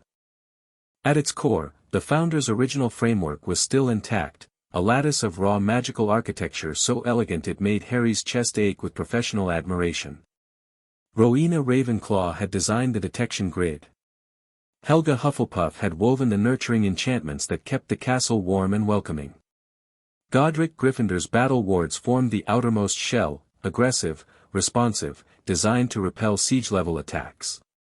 And Salazar Slytherin, whatever his other failings, had threaded a network of concealment and misdirection through the entire structure that made Hogwarts nearly impossible to find for anyone not keyed into the wards. But time wore everything down. A millennium of accumulated magic had created tangles and dead zones. Wards had been layered on top of incompatible wards. Enchantments had drifted out of alignment. There were gaps, not large enough for a full breach, but enough that someone with the right knowledge could slip through. Someone like the shade of a Dark Lord riding the back of a defense professor's skull. Harry fixed them. Not all at once, that would have been noticeable, and while Harry had no intention of hiding his abilities, he preferred to reveal them on his own terms rather than triggering every detection charm in Dumbledore's office simultaneously. So he worked slowly, methodically, the way a master restorer works on a centuries-old painting. A realignment here. A reinforcement there. Clearing a tangle of conflicting enchantments in the east wing that had been causing the staircases to move more erratically than intended. Reweaving a section of Hufflepuff's nurturing matrix on the second floor that had degraded to the point where that corridor was perpetually cold and students unconsciously avoided it.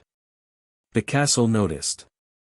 Of course it did. Hogwarts was the most magically aware structure on the planet, and Harry's work was the first maintenance it had received at this fundamental level in centuries.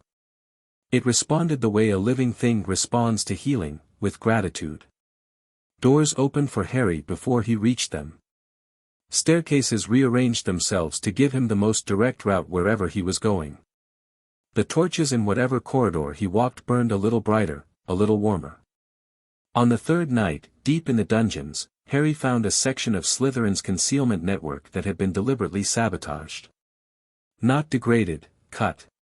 Someone, at some point in the last 50 years, had severed 3 key nodes in the ward lattice around the third-floor corridor. The cuts were precise, surgical, and designed to weaken the castle's ability to detect dark magical artifacts in that specific area. Harry repaired them and filed the information away. During the days, he was a student.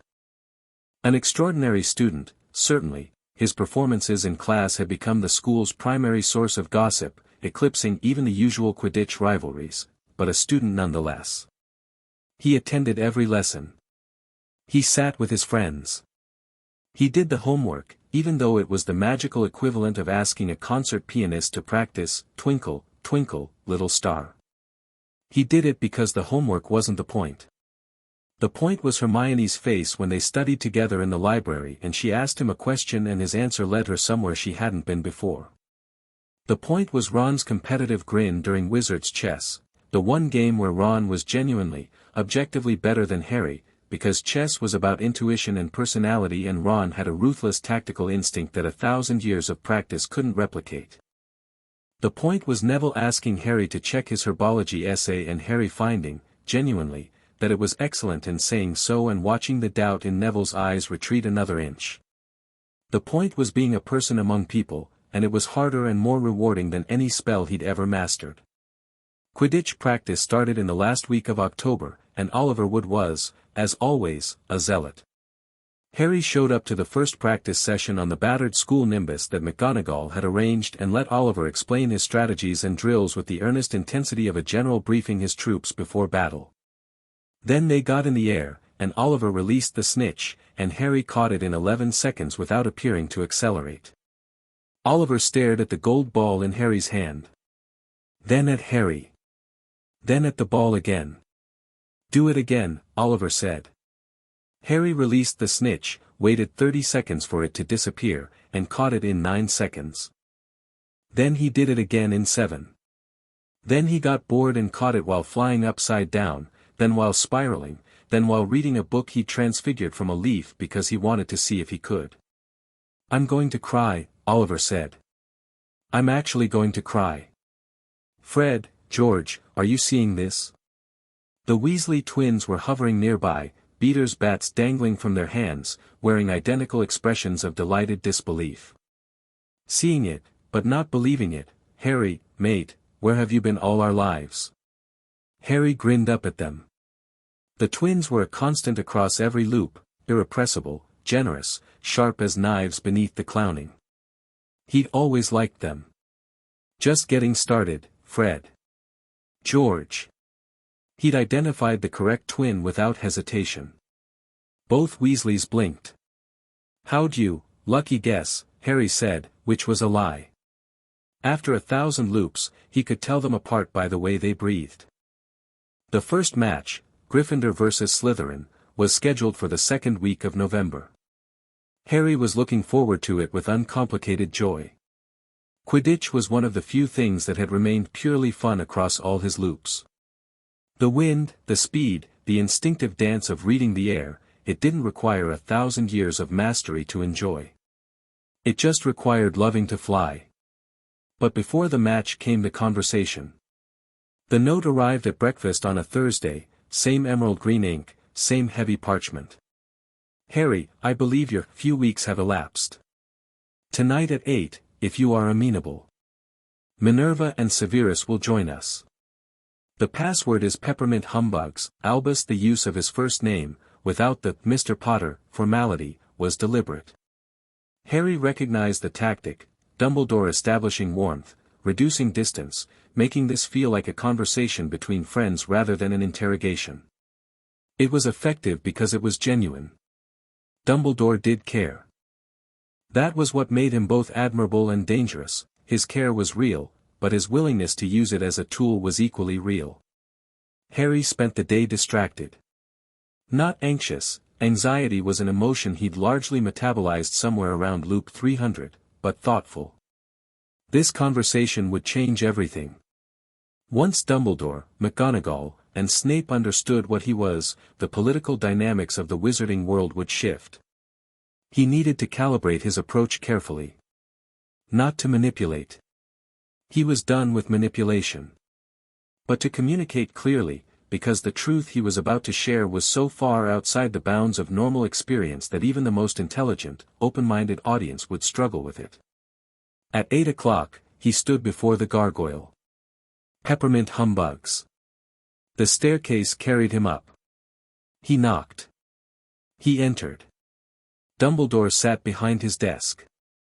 McGonagall occupied one of the armchairs by the fire, her posture the precise mixture of formality and readiness that Harry knew meant she was taking this very seriously. Snape stood by the window, as far from the other two as the room's geometry allowed, his arms crossed, his face carved from something harder than stone. Fawkes trilled from his perch.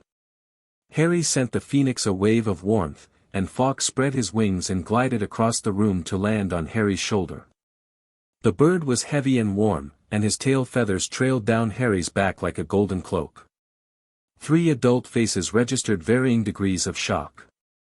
"He's never done that," Dumbledore said quietly. "Not with a student. Not in all my years." "Fawkes and I understand each other," Harry said.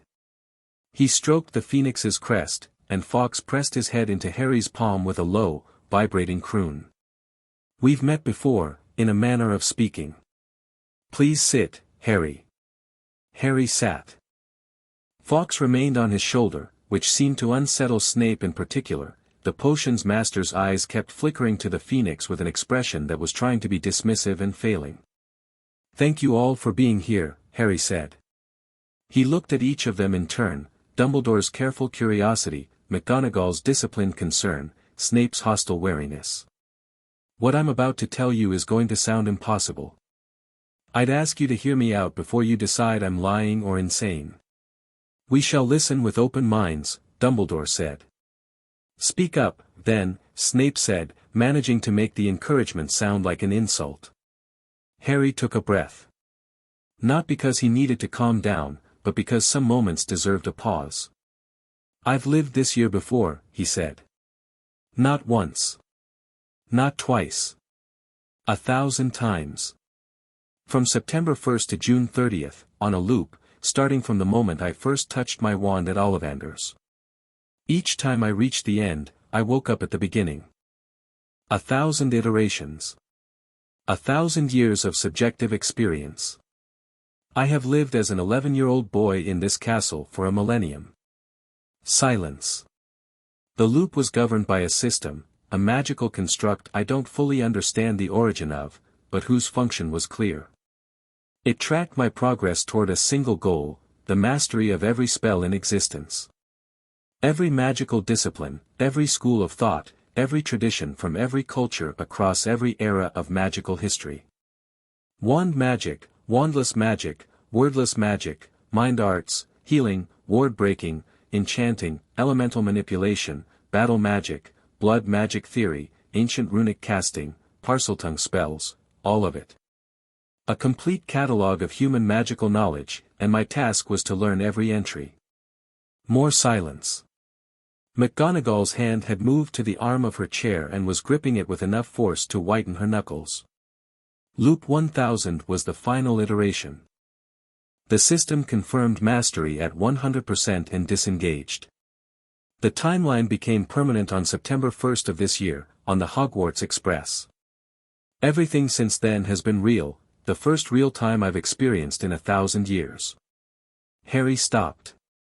He'd said it plainly, without drama or embellishment, because the facts were dramatic enough on their own.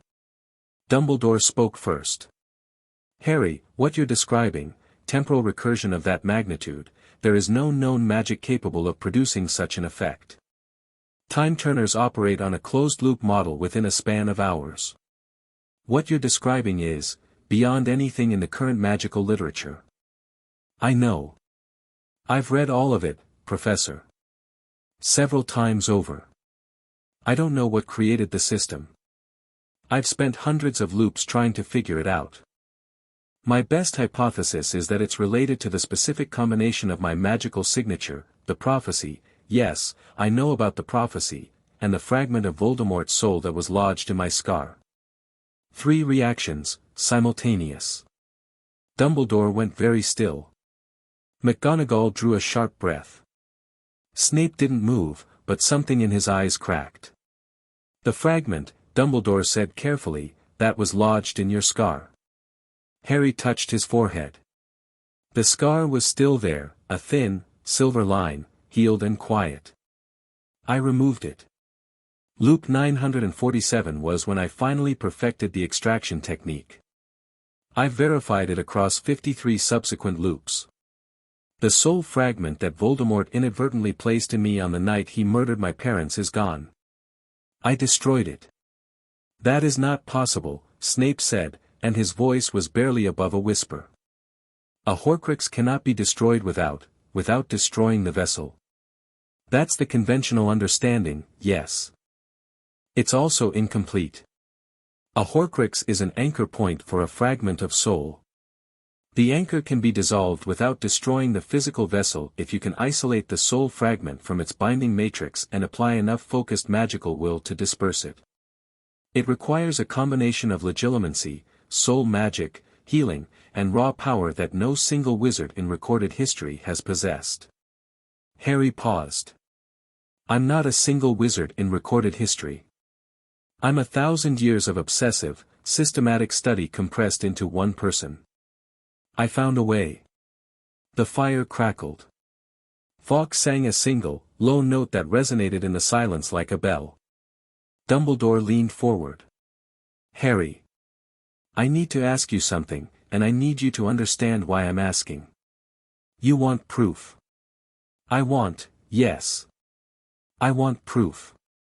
Because what you're telling me would reshape my understanding of magic itself, and I have a responsibility to the students in this school, I know. Harry met his eyes. I respect that. What kind of proof would satisfy you? Would you permit me to use legilimency? I'll do better than that. I'll lower my shields and show you. Dumbledore's wand was in his hand, not raised, not threatening, just ready. His blue eyes found Harry's, and Harry felt the familiar touch of the old man's mind against his own. Harry lowered his occlumency barriers. Not all of them, that would have been like opening a dam, and the flood would have destroyed Dumbledore's mind. But he lowered the outer walls, and the middle walls, and he opened a corridor, a guided path through his memories, carefully curated to provide evidence without overwhelming. He showed Dumbledore the first loop. The confusion, the fear, the bizarre blue interface appearing in his vision. The first time the year reset, the disorientation, the gradual understanding. He showed him loop 100. Harry, still young in mind if not in body, systematically working through the Hogwarts curriculum at NEWT. Level and beyond, casting spells in empty classrooms at midnight, books piled around him. Loop 300. Wandless magic achieved. The first time Harry cast a Patronus without a wand, a silver stag that erupted from his palm and ran circuits around the room of requirement, so bright it left afterimages. Loop 500. The Dark Period. Harry sitting in the astronomy tower, not watching the stars but staring at his own hands, wondering if he was still human. The weight of centuries crushing down. The desperate, grinding work of continuing to learn, continuing to master, because the alternative was an eternity of nothing. Loop 700. Recovery. Purpose rebuilt from the ground up. Harry standing in the Chamber of Secrets, speaking to the basilisk in Parseltongue, not to fight it but to learn from it, because the great serpent carried memories of Salazar Slytherin himself, and Harry had figured out how to access them. Loop 900. Mastery approaching completion. Harry performing magic that had no names, no categories, no precedent, weaving spells from first principles, creating effects that the system's catalog didn't even have entries for, pushing the boundaries of what magic could do until the boundaries moved. Loop 1000. The train. The countdown. The moment the system disengaged and the world became real, and the overwhelming, staggering, almost holy sense of freedom. Harry closed the corridor. Dumbledore was crying. Not sobbing, not dramatically. Just tears rolling silently down the old man's face and into his beard, his blue eyes wide and bright and shattered behind their spectacles. His wand had lowered to his lap. His hands were trembling. McGonagall was on her feet. Albus? Albus, what is it? What did you see? 1,000 years, Dumbledore whispered. Minerva, he's telling the truth. I saw, a fraction of it, a mere fraction, and he stopped. Swallowed.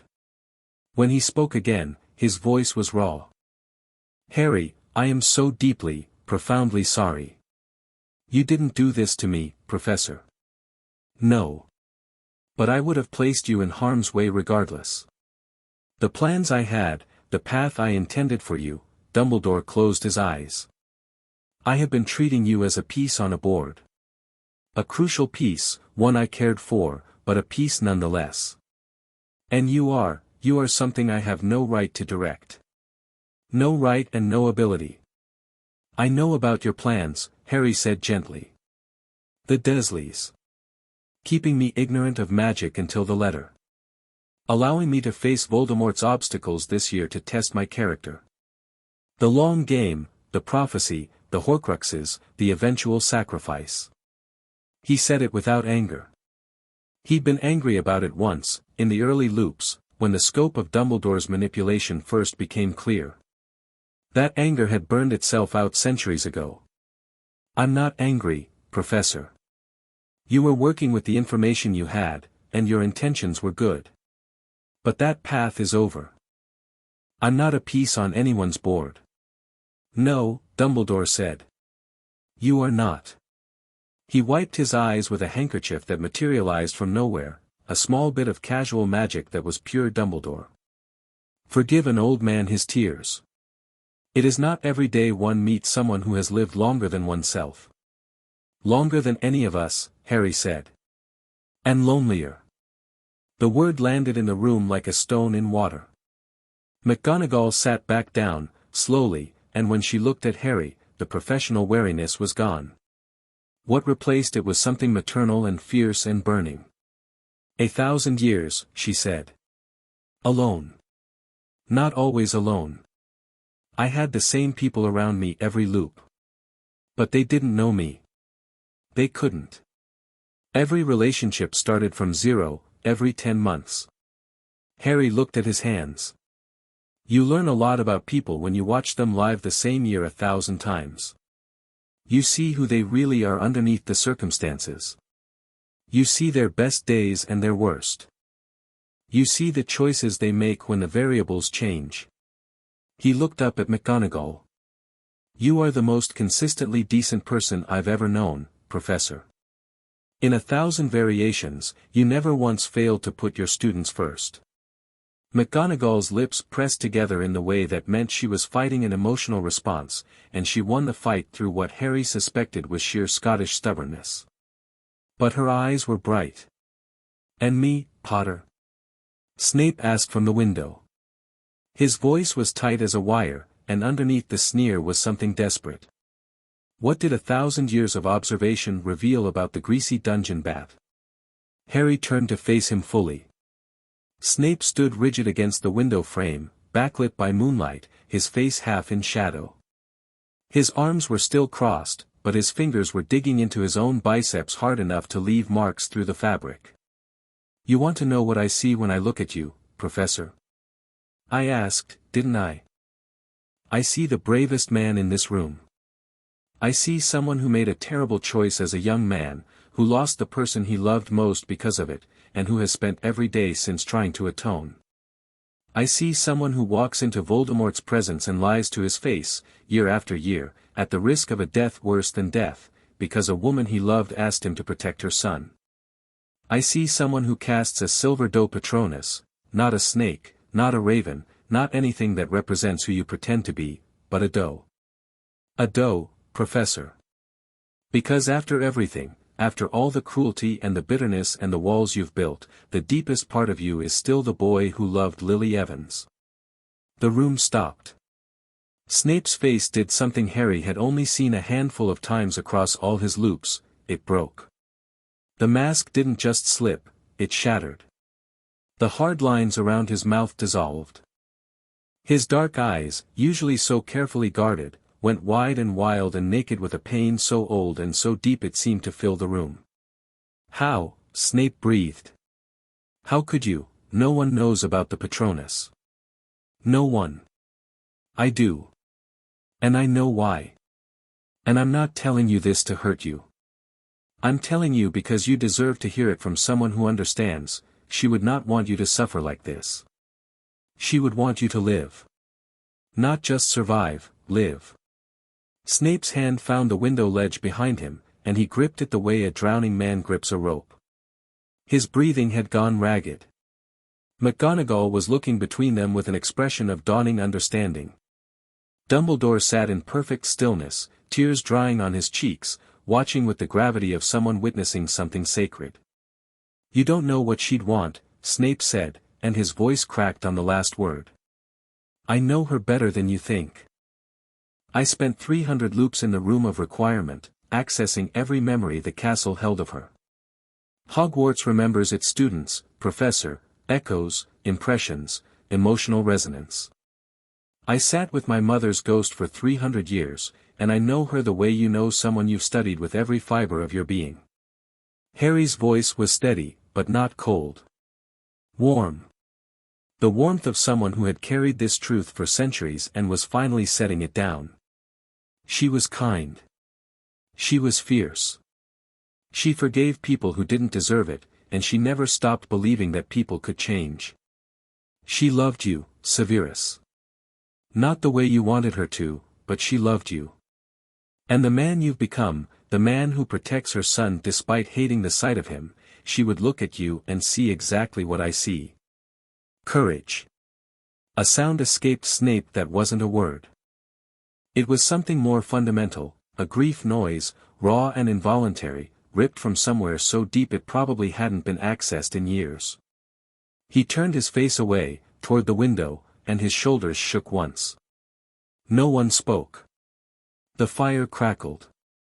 Fawkes sang again, the same low, resonant note, but this time it carried the phoenix's healing magic, a warmth that suffused the room and eased the sharpest edges of the pain in it. Snape collected himself. It took about 30 seconds, and when he turned back, the mask was half rebuilt, but the eyes behind it were different. Something had shifted at a structural level, like a bone being reset after years of healing wrong. "You removed the Dark Lord's soul fragment from your scar," Snape said, and his voice was rough but functional. "What else do you know about his Horcruxes?" Just like that, grief transmuted into purpose. Harry felt a surge of respect so profound it almost hurt. "He made 6, Harry said. The diary, which is in Lucius Malfoy's possession. The ring, hidden in the gaunt shack in Little Hangleton. The locket, which is in a cave in, Harry," Dumbledore interrupted gently. "Perhaps we should discuss this in detail at a later time." "The full scope of, no," Harry said. "Now. You've been circling this information for years, Professor, and people have died because you moved too slowly. Tom Riddle made 6 Horcruxes. Diary, ring, locket, cup, diadem, and the fragment that was in me. The fragment in me is destroyed. The diadem is here, in Hogwarts, in the room of requirement. I can retrieve it tonight if you want. The diary, the ring, the locket, and the cup are all locatable and destroyable. We don't need basilisk venom or fiend fire. I can unmake the soul anchors the same way I removed mine. This can be done, completely and permanently, before Christmas." The magnitude of this settled over the room like a physical weight. "Before Christmas," Dumbledore repeated. "Before Christmas. All 6 Horcruxes destroyed. Voldemort reduced to a single, vulnerable soul fragment, the one currently riding Quirinus Quirrell." McGonagall made a choked sound. "Quirrell? You're saying, Professor Quirrell has Voldemort attached to the back of his head, under the turban. The stutter is an act. The garlic smell is to mask the dark magic. He let the troll in on Halloween as a distraction so he could investigate the 3rd-floor corridor, where you're hiding the Philosopher's Stone that Nicholas Flamel asked Dumbledore to protect." Dumbledore looked at Harry with an expression that had moved beyond surprise into something like vertigo, the intellectual equivalent of looking down from a great height and realizing there was no bottom. "You understand, Harry, that what you're describing, the casual dismantling of the most dangerous dark wizard's immortality safeguards, this is the work I expected to take years. Decades, possibly. A quest requiring sacrifice and loss and the death of a 17-year-old boy who was supposed to walk willingly to his own execution because he didn't know the fragment could be removed without killing the host. Yes. I know the plan, Professor. I've lived it. Multiple times, in the versions where I let events play out to see what happened.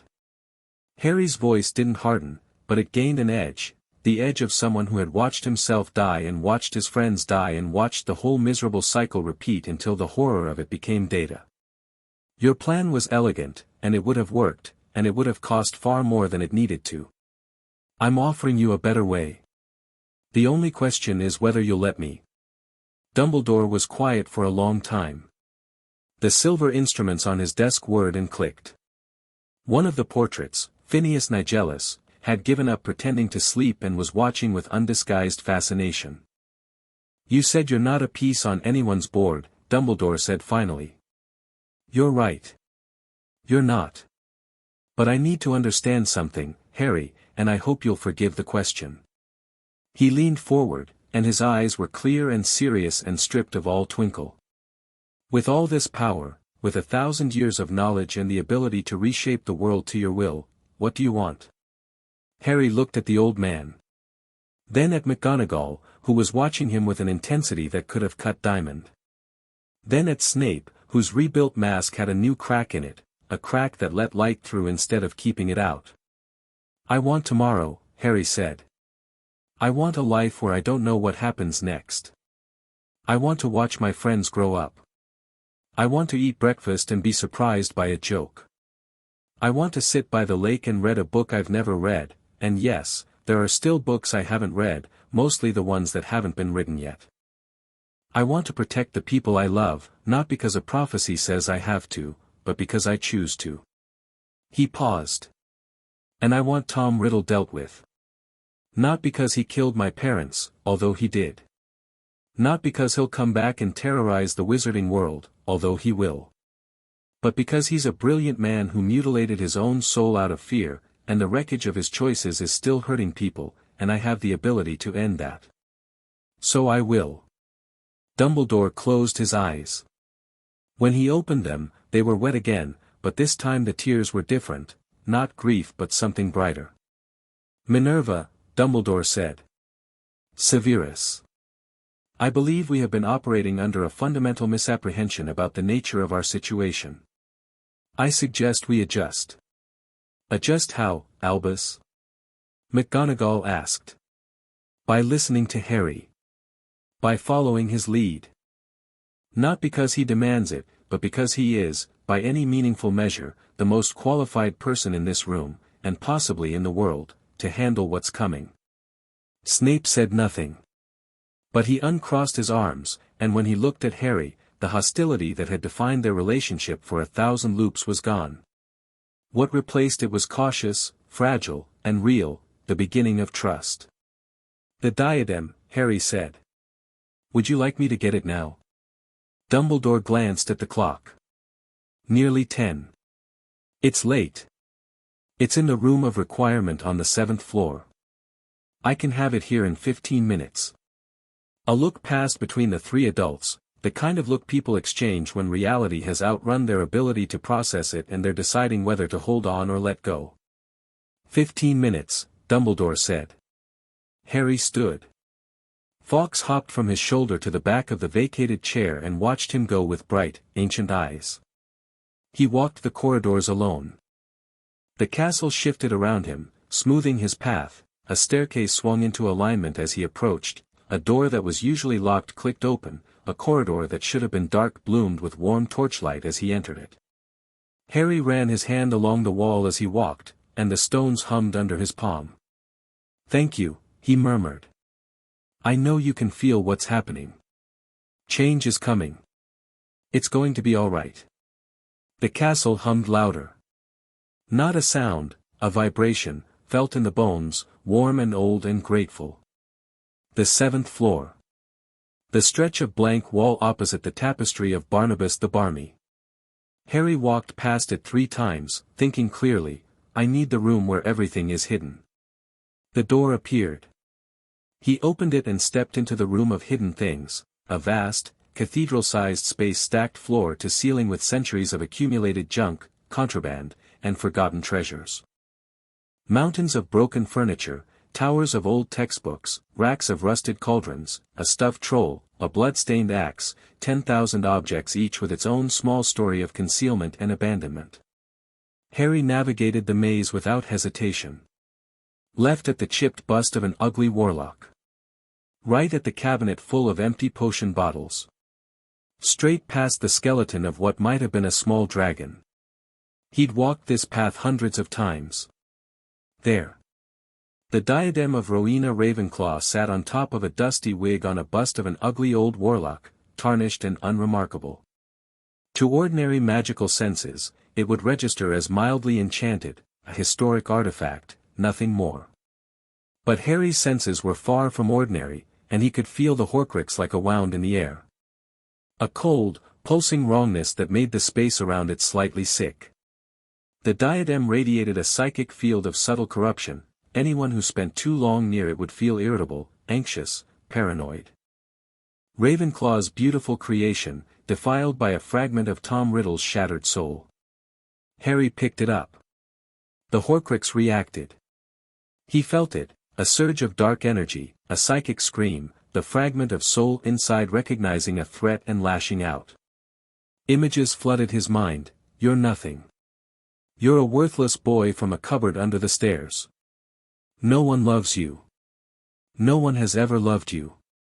You will die alone, and no one will remember your name. Harry examined the attack with clinical detachment, the way an immunologist might examine a virus under a microscope.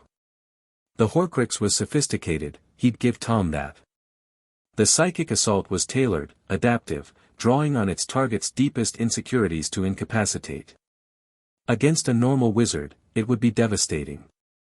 Against Harry, it was background noise. He closed his hand around the diadem and reached into it. Not physically, magically. His awareness sank through the tarnished metal, through the original enchantments, Ravenclaw's genius, still beautiful beneath the corruption, and into the soul fragment itself. It was small, a ragged sliver of consciousness, barely sentient, more reflex than thought. It screamed as he touched it, a thin, reedy sound that existed only on the psychic plane. Harry held it. Not with force, with precision. 1,000 years of practice in the most delicate magical art imaginable, soul work. He isolated the fragment from its anchor matrix, the series of dark enchantments that bound it to the physical diadem, and began, gently, systematically, to dissolve those bindings. The fragment fought. It thrashed and clawed and screamed. Harry held it as a parent holds a panicking child, firm, unshakable, with an underlying current of something that wasn't quite compassion but wasn't quite its absence, either. Enough, he said, and the word carried the weight of a millennium. The bindings dissolved. The soul fragment, unanchored, had a moment of naked existence, a scrap of Tom Riddle, 15 years old, brilliant and terrified and utterly alone, and then Harry dispersed it. Not into destruction, not into the void. He sent it on, the way a soul was supposed to go when it left a body, forward, into whatever came next. It was the kindest thing he could do for what was, in the end, a fragment of a tortured boy. The diadem went warm in his hand. The tarnish faded. The metal brightened. And for a moment, Harry felt a presence, ancient, sharp, amused, that could only be Rowena Ravenclaw's imprint, stirring in the restored enchantments of her creation. Thank you, the presence seemed to say. It's been so long.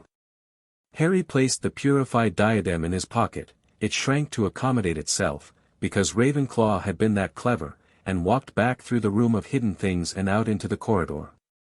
12 minutes. He'd said 15. Close enough. He returned to Dumbledore's office. 3 pairs of eyes tracked him as he entered. He placed the diadem on Dumbledore's desk. It's done. The soul fragment has been dispersed. The diadem is clean, Ravenclaw's original enchantments are intact and functional. It enhances the wearer's wisdom and learning capacity. It's been missing for approximately 1,000 years. Hogwarts might want it back. Dumbledore reached out with his wand and cast a series of detection charms over the diadem. Harry watched the old man's face cycle through readings, dark magic detection, clean, curse assessment, clean, soul resonance, clean. Dumbledore cast 3 more charms that Harry recognized as obscure and highly specialized, then 2 more that he didn't recognize at all, which was genuinely exciting because it meant Dumbledore knew spells Harry hadn't encountered. "It's clean," Dumbledore said, and his voice held wonder. "Completely. There's no trace of the Horcrux. This is, Harry, the accepted understanding is that a Horcrux can only be destroyed by a handful of substances, basilisk venom, fiend fire, those destroy the container. I removed the soul. Different approach, same result, less collateral damage." Harry paused. The diadem survived because it was never the target. The soul fragment was. "I just unlocked the door and let it leave. And you can do this to the others?" "Every single one. The diary will be the easiest, it's the youngest fragment, the least entrenched. The ring will be more complex because it also holds the resurrection stone, which has its own properties I'd rather preserve. The locket and the cup are straightforward." "The resurrection stone," Dumbledore said, and his voice changed. Something hungry moved behind his eyes, old and personal and painful. "The resurrection stone is real." "It's real. It's on Tom Riddle's grandfather's ring, in the Gaunt Shack, protected by a curse that would have killed you if you touched it, Professor. The compulsion enchantment on it is specifically calibrated to target someone who desperately wants to see the dead. Someone, perhaps, who lost a sister under tragic circumstances and has spent a century carrying the guilt." Dumbledore flinched. It was small, a tightening around his eyes, a minute compression of his lips, but from a man with a century and a half of self-control, it was the equivalent of a scream. "He knew," Dumbledore murmured. Tom knew about, he didn't know about Ariana specifically. But he understood the kind of person who would seek the Hallows, and he set his trap accordingly. "It's a brilliant piece of dark magic, actually. A curse that weaponizes the victim's own love against them." Harry shook his head. "I can retrieve the ring safely, remove the Horcrux, and neutralize the curse. I can do it tomorrow." "Tomorrow," Dumbledore echoed again, and there was something almost plaintive about it, as if the pace of events was physically pushing him backward. "Or next week. Or whenever you're ready. The timeline is flexible, we have until June, at minimum, before Quirrell makes his move on the stone. But the sooner we eliminate the Horcruxes, the sooner Voldemort is truly mortal, and the sooner we can deal with the fragment attached to Quirrell." McGonagall, who had been listening with the focused intensity of someone constructing a mental dossier, spoke. "Harry, you said you can handle Quirrell. What exactly does that mean?" "It means I can separate Voldemort's soul from Quirrell without killing Quirrell. Same technique as the diadem, but with a living host, which requires more finesse.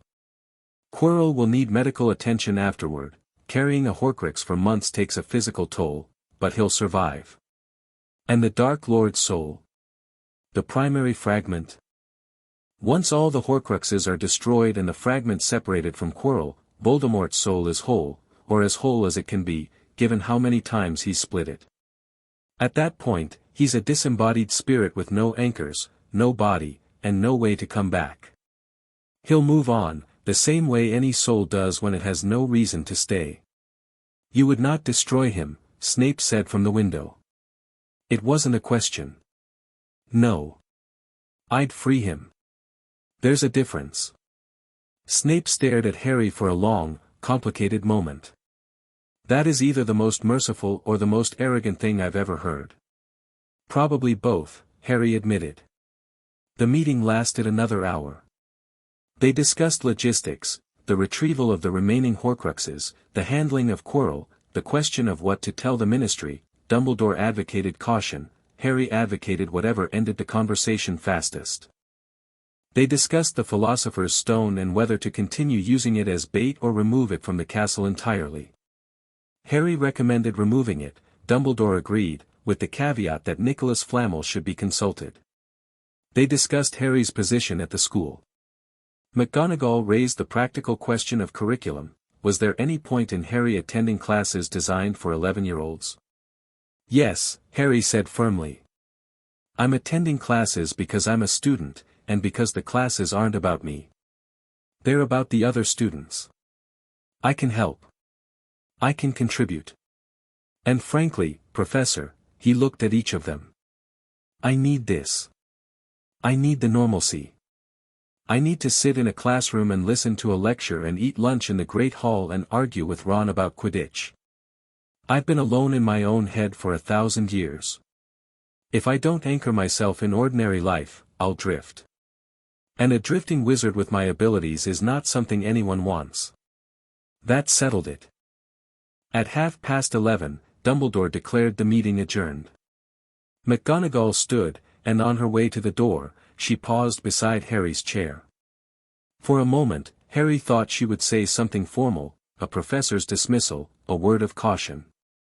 Instead, she put her hand on his shoulder and squeezed once, firmly. Then she left without a word. Snape followed, pausing in the doorway. He didn't look at Harry. He looked at the wall, at the floor, at anything else. Potter, he said. Professor. A beat. 2. 3. Her favorite flower was the lily, Snape said. Obviously. But not the white ones. She preferred the orange ones, tiger lilies. She said they looked like they were on fire. His voice was barely audible. No one knows that. I barely remembered it, until tonight. I know, Harry said softly.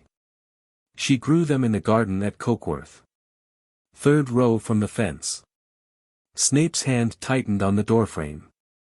He stood there for a moment that stretched like taffy, and then he walked out, his robes billowing behind him, and his footsteps faded down the spiral staircase into silence.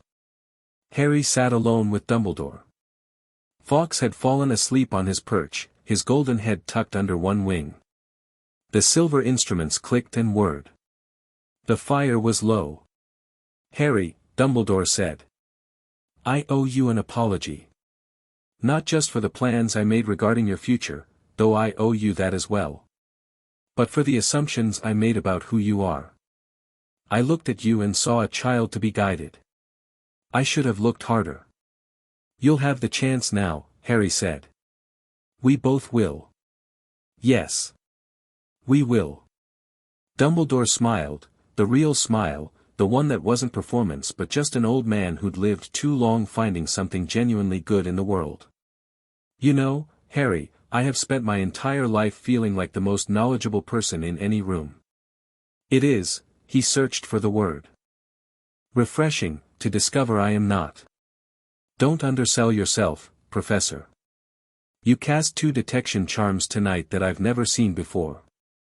I'll want to learn them. Dumbledore's eyebrows rose. You found spells that are new to you. 2 of them. Out of the entire combined magical knowledge of human civilization, you showed me 2 spells I didn't know. That makes you the most impressive wizard I've met in 1,000 years. Something complicated and beautiful moved across the old man's face. I shall endeavor to live up to that assessment.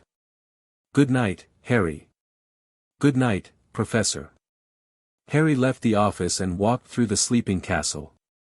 The corridors were silent, the portraits snoring, the torches burned low. He walked slowly, not because he was tired but because the night felt important and he wanted to inhabit it fully. He paused at a window overlooking the grounds. The moon was up, painting the lake silver and the forest black. Somewhere out there, a wolf howled, not a werewolf, just a wolf, doing what wolves did. The sound echoed across the water and faded into the mountains. Tomorrow he would retrieve the ring from the gaunt shack. Next week, the locket. The week after, the diary and the cup. Before Christmas, Tom Riddle would be mortal, and the decade-long shadow hanging over the wizarding world would begin to lift. Harry had a plan, a team, and the skills to execute both. But right now, standing at a window in a castle full of sleeping children, what he felt most was gratitude. Not for the power. Not for the knowledge. But for the fact that the conversation he'd just had, painful, vulnerable, transformative, had happened once. It would never reset. Dumbledore's tears, McGonagall's hand on his shoulder, Snape's cracked open grief, those were real, and they would ripple outward into real consequences, and the people he'd shared them with would carry them forward into days and weeks and years that Harry couldn't predict. That was the gift. Not mastery. Consequences. Harry pushed off from the window and headed for Gryffindor Tower. Tomorrow was a school day, and he had herbology first period, and Neville had asked him for help with an essay, and Ron wanted to play chess, and Hermione had found something in a book she wanted to show him. Tomorrow was real, and it was full, and it was waiting. He spoke the password, climbed through the portrait hole, padded up the stairs to the dormitory, and slipped into bed. Ron's snoring filled the room like a rusty engine. Neville's curtains were slightly open, and Harry could see the boy's peaceful face in the moonlight. Harry closed his eyes.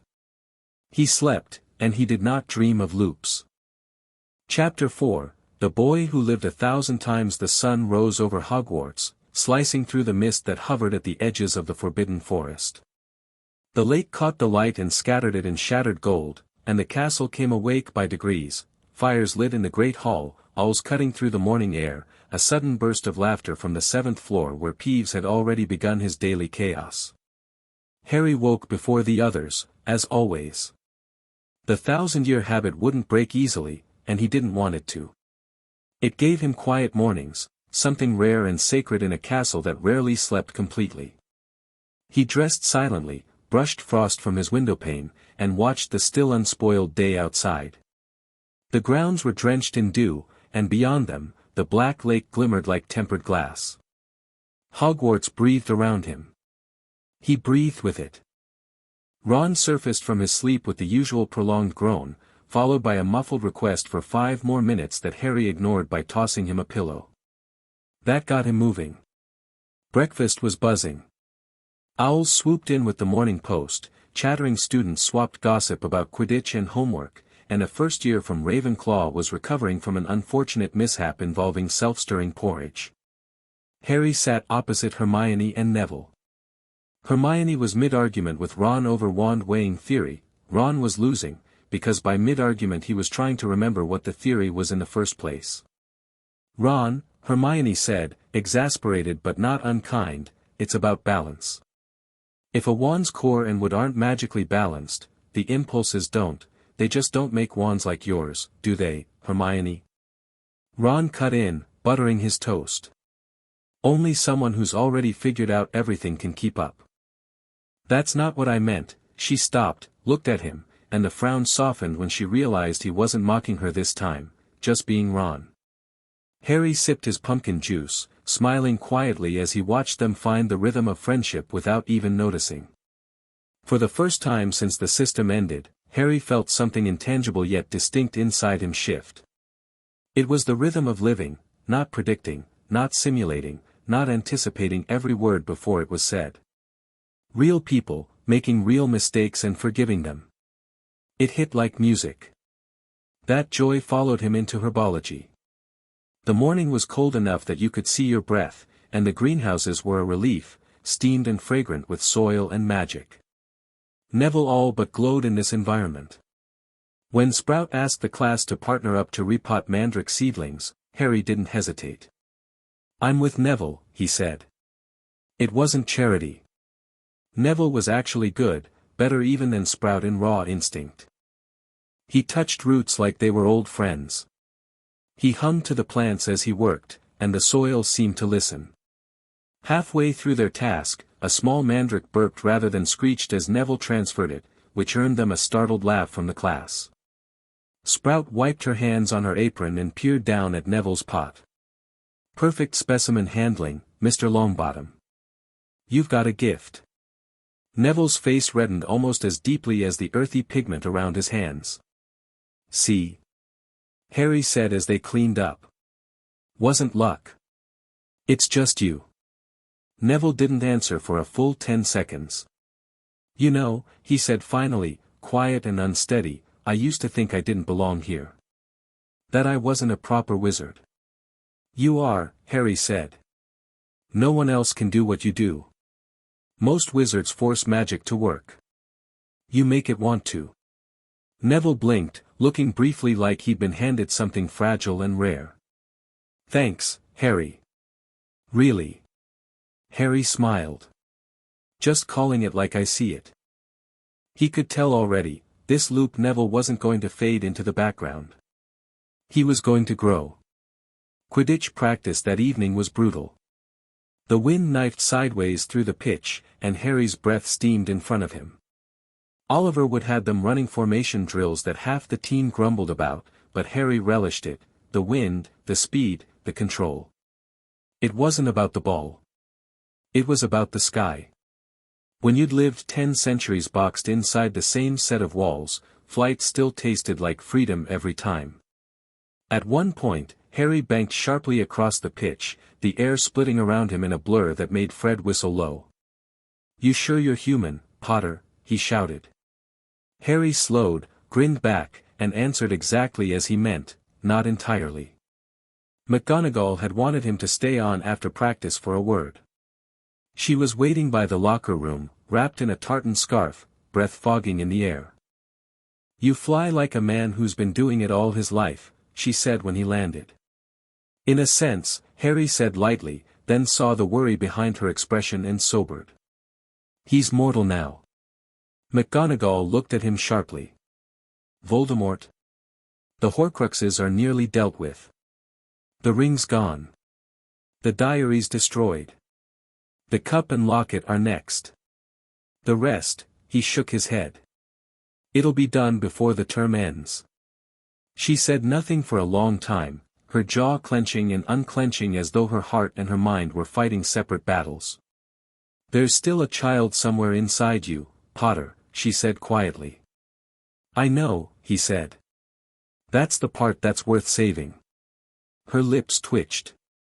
"Not quite a smile." "Then don't lose him." "I won't." In the weeks that followed, Harry's legend stopped being a rumor and became reality.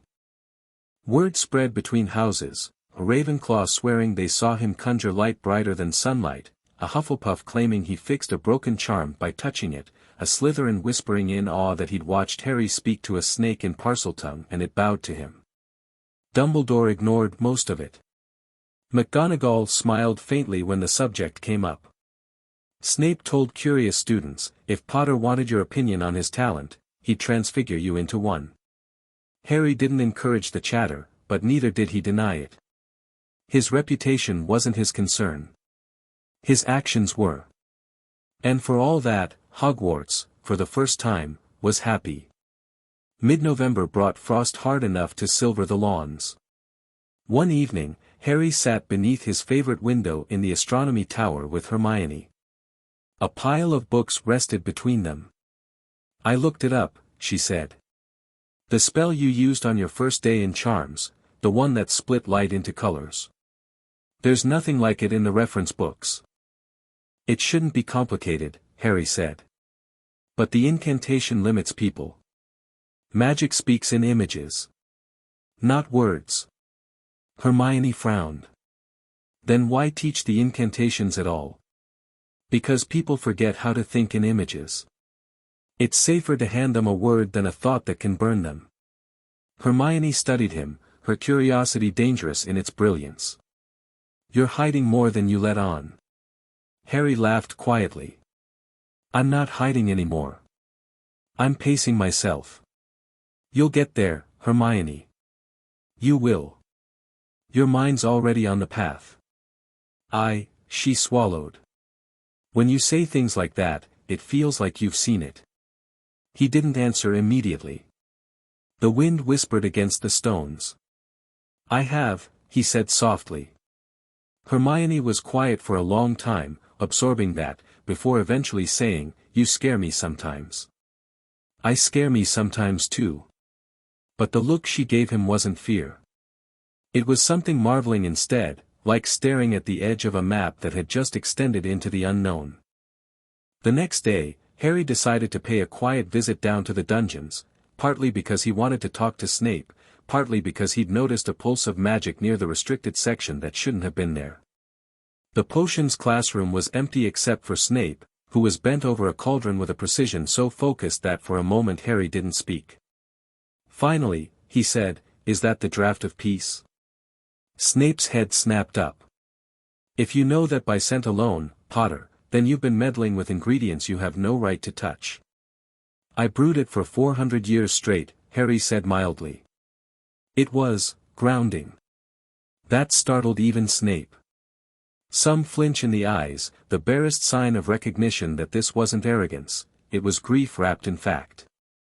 After a pause, Harry stepped forward and leaned over the cauldron, inhaling the faint trace of mist curling from the potion. "Your stirring's flawless. But your silver root is missing 3 hours of drying. Try shorter rest time, it increases the reaction stability tenfold." Snape's hands froze over the cauldron. You're suggesting 7.5 hours in filtered light," Harry said. "Not sun. The balance you're chasing depends on subtle light exposure. Makes the potion almost translucent." A long silence. Then Snape asked, Did Lily ever?" "I've seen her notes," Harry said. "You still keep hers in the bottom drawer?" Snape stiffened. He said nothing. Harry turned to leave and added softly, "She wrote, Severus sees what others don't." She meant it. When Harry opened the door, he didn't need to look back to know Snape had leaned against the desk, head bowed, potion forgotten. Harry dealt with the cup next, retrieving it from an underground vault protected by runes meant to be eternal. They weren't. It took finesse, not brute magic, and when he finished, the weight in the world's fabric lessened, almost like a held breath released. By December, only one Horcrux remained. And Harry waited. He didn't rush. He taught Ron how to strengthen a shield charm. Helped Hermione devise a new approach to arithmancy. Coached Neville through flying lessons until Neville's boots left the ground intentionally. He fixed Hagrid's crossbow charm and spent one afternoon sitting with Dobby in the kitchens, speaking in quiet Parseltongue-like tones to a frightened house elf who couldn't believe someone listened kindly. He began to live. Then, one night, the last piece moved. It started at dinner. Quirrell was shaking more than usual, his pale skin clammy in the candlelight. Hidden beneath the stutter, Harry felt it, the shift inside him, the parasite thrashing. Voldemort's fragment was stirring. Restless. Sensing its doom. Harry set his fork down. McGonagall caught his glance. One look was enough. 5 minutes later, he was walking through the torchlit corridors to Dumbledore's office again. The old man was waiting at the open door. "It's tonight, isn't it?" Dumbledore asked quietly. Harry nodded. "He's losing control. Do you need assistance?" "No," Harry said. "But I'd like witnesses." McGonagall and Snape joined them on the way. None of them spoke. The castle knew, its magic vibrated low and soft like an impending chord. They met him near the defense classroom. Quirrell's breath came in wet, gasping pulls, his eyes wild. "Professor Dumbledore," he stammered.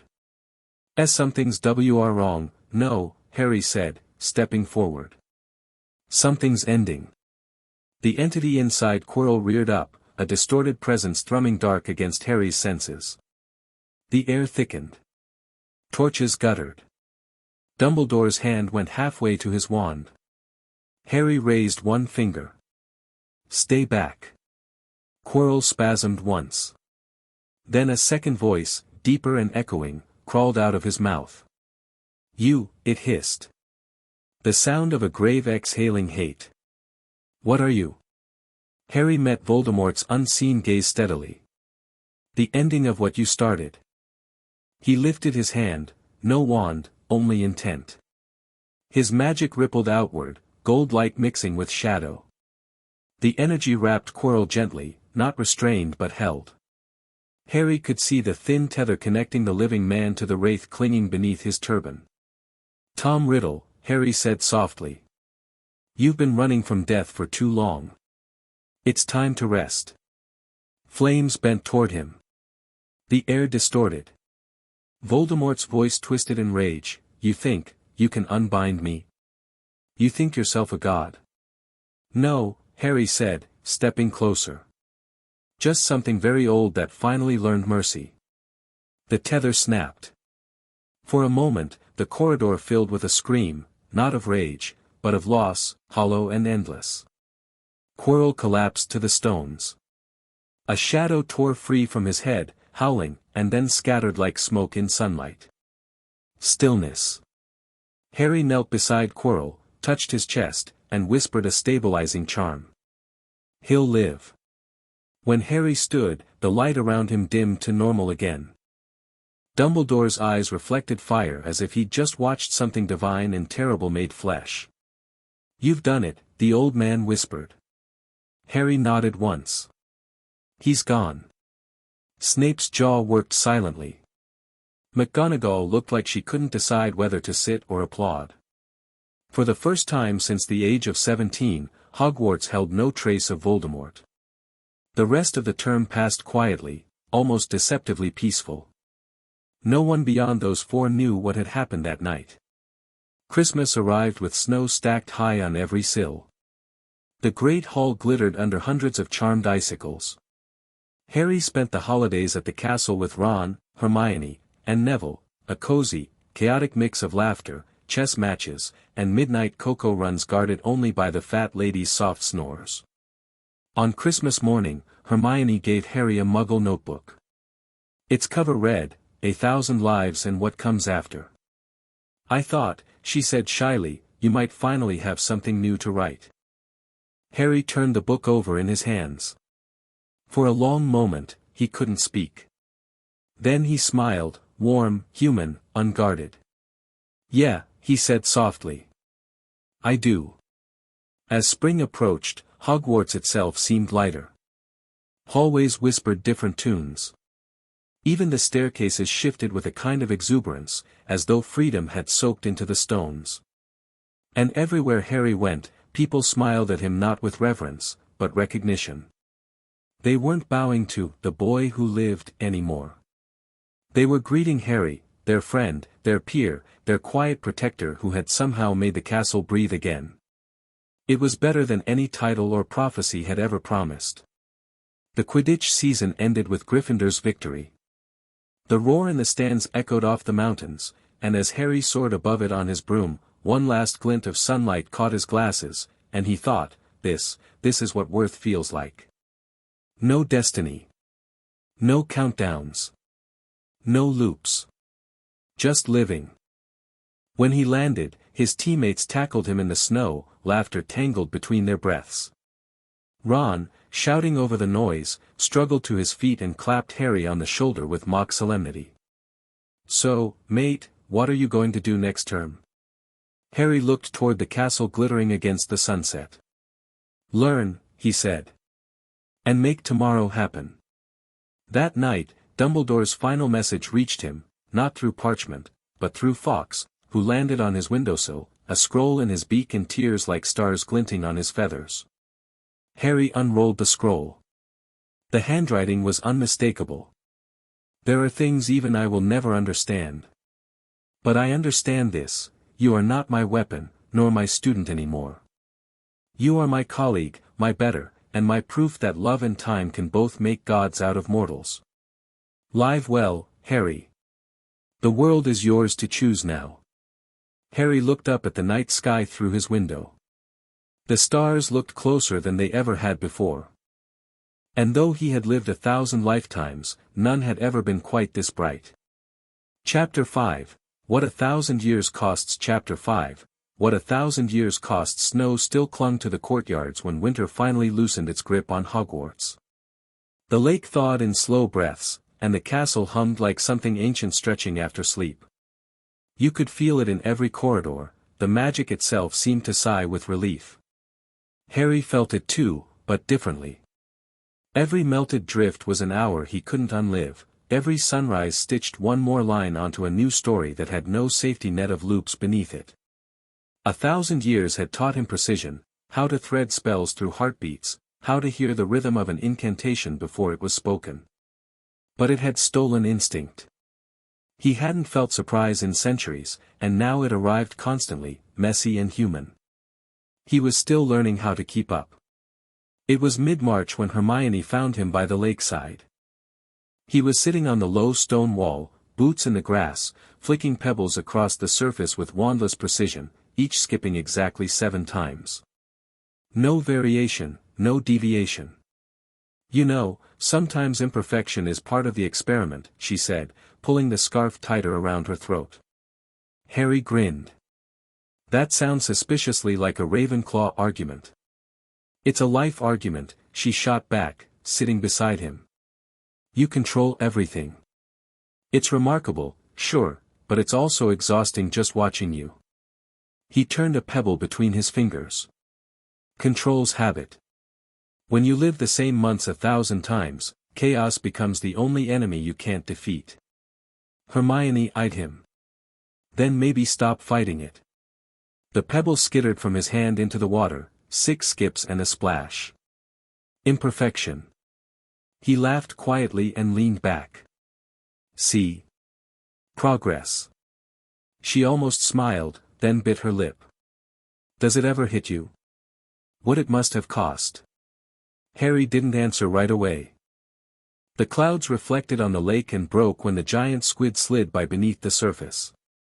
He watched that slow ripple until it reached the shore. Everything costs something, he said. But I finally know what it bought me. Stillness. And now I get to spend the rest of my life unlearning it. Hermione touched his sleeve, a small, uneventful gesture, but Harry felt it like lightning down his arm. Simple contact. Real. He'd forgotten how much a kind touch weighed in the moment. Then let us help, she said softly. Don't carry 1,000 years alone. He nodded once, unable to speak. When she left, the silence didn't feel empty anymore. By April, Hogwarts hummed with rumor. Officially, the story was that Quirrell had suffered a magical illness and gone to St. Mungo's. Unofficially, students whispered about light spilling from the defense corridor that night and how Dumbledore's beard had been singed at the edges the next morning. The younger years had painted Harry into a myth already, the boy who walked through fire. Ron loved it. Not saying it's true, he told anyone who'd listen, but have you met him? Harry endured the chatter with half-amused patience until one lunchtime when a pair of Slytherin 4th years approached their table, not with fear but curiosity. Potter, the taller said carefully, is it true you spoke to a basilisk? That story, Harry said without looking up from his plate, involves a lot of artistic license and a beast with very specific conversational boundaries. Why? The boys exchanged glances. We were wondering if you could explain the theory behind Parseltongue resonance. Hermione's fork stopped midway. Harry looked up, straight into their nervous eagerness. You want a lecture? They nodded together. Harry wiped his hands, stood, and gestured toward the corridor. Fine. Come on. Ron stared after him. He's teaching Slytherins, he muttered. Next he'll start forgiving them. But that was the point. In 1,000 loops, houses had fought, cliques had reformed, and nothing changed. Every year ended with the same divisions. This year, Harry moved through those walls like they weren't there. No drama, no sermon, just quiet conversation and shared magic. Within weeks, students who would never have spoken across the Great Hall were swapping notes after class. Change, Harry learned, was slower than conquest but more permanent. Letters from outside in late spring, Dumbledore began receiving owls faster than his desk could clear them. One morning, an unusually thick envelope arrived sealed with the crest of the International Confederation of Wizards.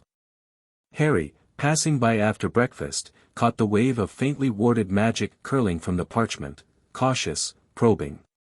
Dumbledore glanced up from behind his spectacles. You feel it too. Recognition charm, Harry said. They're trying to verify something they don't understand. They're trying to verify you, Dumbledore corrected gently. Word of Hogwarts' miracle had traveled. The Ministry wanted to know if the Dark Lord was truly gone. France, Bulgaria, even the American Congress sent inquiries. Some asked for confirmation. Others asked for instructions, or worse, permission. Dumbledore sighed. The world loves prodigies, Harry, but it fears gods. Harry leaned against the desk. Then remind them I'm neither. And he was right, his power wasn't the kind that demanded kingdoms. It was the kind that repaired broken walls, that steadied hearts. A quiet revolution.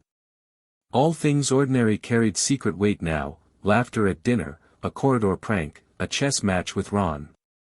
Harry collected them like currency. Because underneath the warmth, the cost of his long solitude began to surface in strange ways. He saw ghosts where there were none. Reflex memories of people long gone, the 1,000 Hermiones he'd lost to resets, the countless Rons who joked through endings he never remembered afterward. They whispered at the edge of his hearing sometimes, faint echoes of voices erased from the world. He didn't tell anyone about that. One night, unable to sleep, he wandered down to the trophy room, where the moonlight silvered every surface. All those names carved on brass plaques, men and women who'd lived, failed, succeeded, each one finite. Fawkes found him there. The phoenix landed beside the mantle and waited. It used to be easier, Harry said quietly. When the end wasn't real. Fawkes trilled, a sound like sadness shaped into music. I miss them, he whispered. I miss people who never even existed anymore. The bird pressed its warm head against his palm.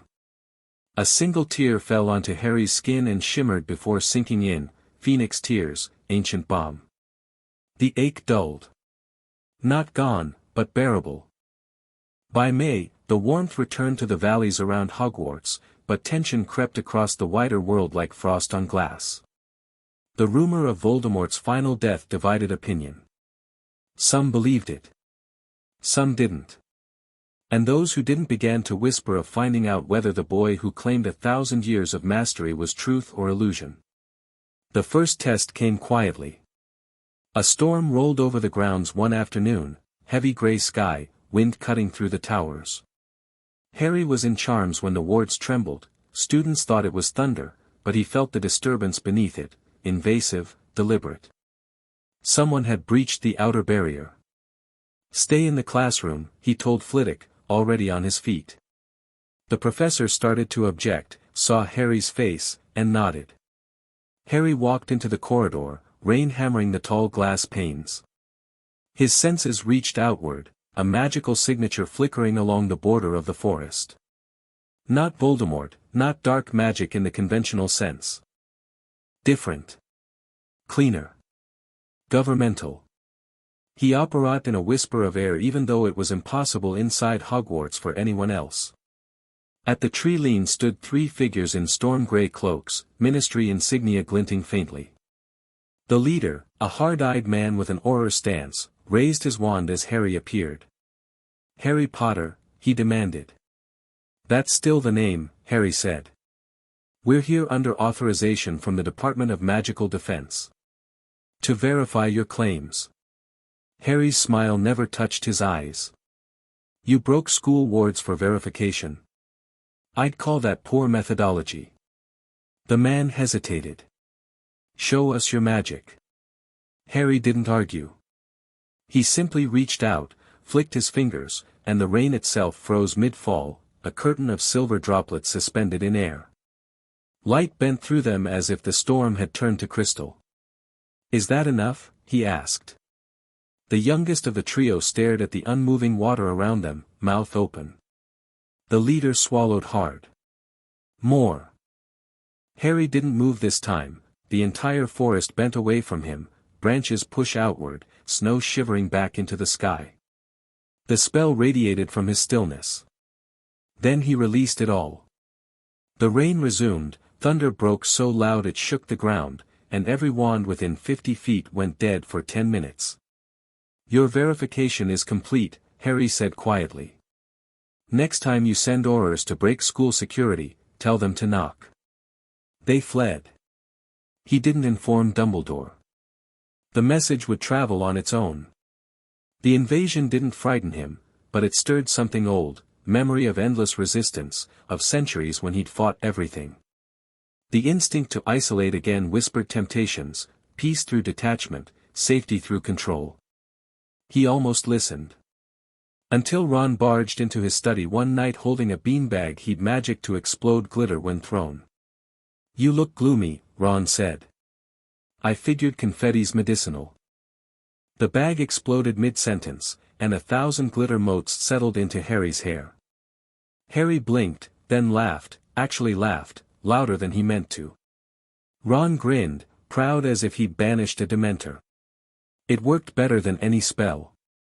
Later, when they sat by the dying fire, Ron asked, "Do you ever get tired of being right?" Harry considered, then shook his head. "I get tired of being alone." "Not happening anymore," Ron said. "You've got us." Those words, so simple, did what none of Fawkes' tears had done, they healed something invisible. June crept in. Exams were looming, the castle smelled of fresh parchment and nervous sweat. Harry walked past study groups, past laughing corridors, past portraits arguing about historical dates, and thought, this ordinary chaos. He adored it. On the last day before summer, the Gryffindors gathered by the lake for one more sunset. Hermione read aloud from a novel, Ron threw stones at the water until one bounced off the giant squid's tentacle, Neville accidentally got covered in Frog's pawn and took it with cheerful resignation. Harry sat a little apart, watching them, feeling something rare and heavy settle behind his ribs. Contentment. Costly, fragile, human. Hermione closed her book and noticed the expression. "You're quiet again." "I'm listening," he said. "To what?" "Time moving forward." She smiled faintly. "Sounds slow." "It sounds beautiful." When night fell, the castle breathed, and for the first time in living history, and in Harry's 1,000 remembered years, everything inside it was at peace. No curses under the floor, no shadows in the halls, no child carrying someone else's war. Harry stood on the astronomy tower once more, wind tugging at his hair, starlight scattering across the battlements. He thought about what Hermione had asked months ago, "Does it ever hit you, what it must have cost?" Now he knew the answer. It cost him everything he was. And gave him back everything he'd ever wanted, a tomorrow worth waking up for.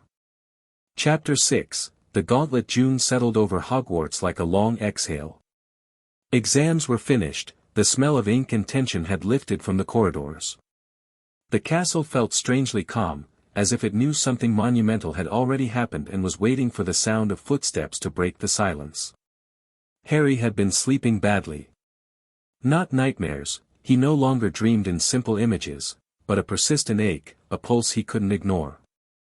The castle's wards called to him at night, threads humming under the surface, whispering that one last task was waiting. He knew what it was, the stone, the protections, the truth. For 1,000 loops, he had walked that path so many times he could narrate it backward, the three-headed dog, the devil's snare, the flying keys, the chessboard, the potion riddle, and the mirror. Each trial designed to test courage, logic, endurance, heart. Meant for a child to fail or barely survive. But that boy had stopped existing 900 years ago. He had promised Dumbledore not to hide anymore. Now he intended to keep that promise in the truest possible way, by walking openly through the final gauntlet not as a pawn, but as the master of his own story. The castle slept. Harry left Gryffindor Tower long after curfew, moving through quiet halls lit by torchlight turned gold with summer warmth. He wasn't sneaking, Hogwarts didn't stop him. Portraits watched him pass and whispered old blessings he didn't understand. He reached the door of the third-floor corridor. It was locked. He touched it, it opened. Wards recognized him now as both student and sovereign. Fluffy snores thundered inside like drumbeats. "Hello again, old friend," Harry murmured. The dog opened one eye, enormous, amber, and its tail wagged once before returning to sleep. A soft hum from Harry's hand deepened that sleep into tranquil hibernation. The creature rolled onto its side with a rumbling sigh. The trapdoor gleamed beneath paw and shadow. Harry crouched, lifted it quietly, and descended into the dark. It wasn't falling this time. He drifted, the air solidifying under invisible steps until he reached the writhing mass of devil's snare below. It reared an instinctive attack, tendrils sprawling. "No," he said gently, "not today." Sunlight burst from his palm. The plants recoiled as if burned, curling inward until they formed a flat green tunnel.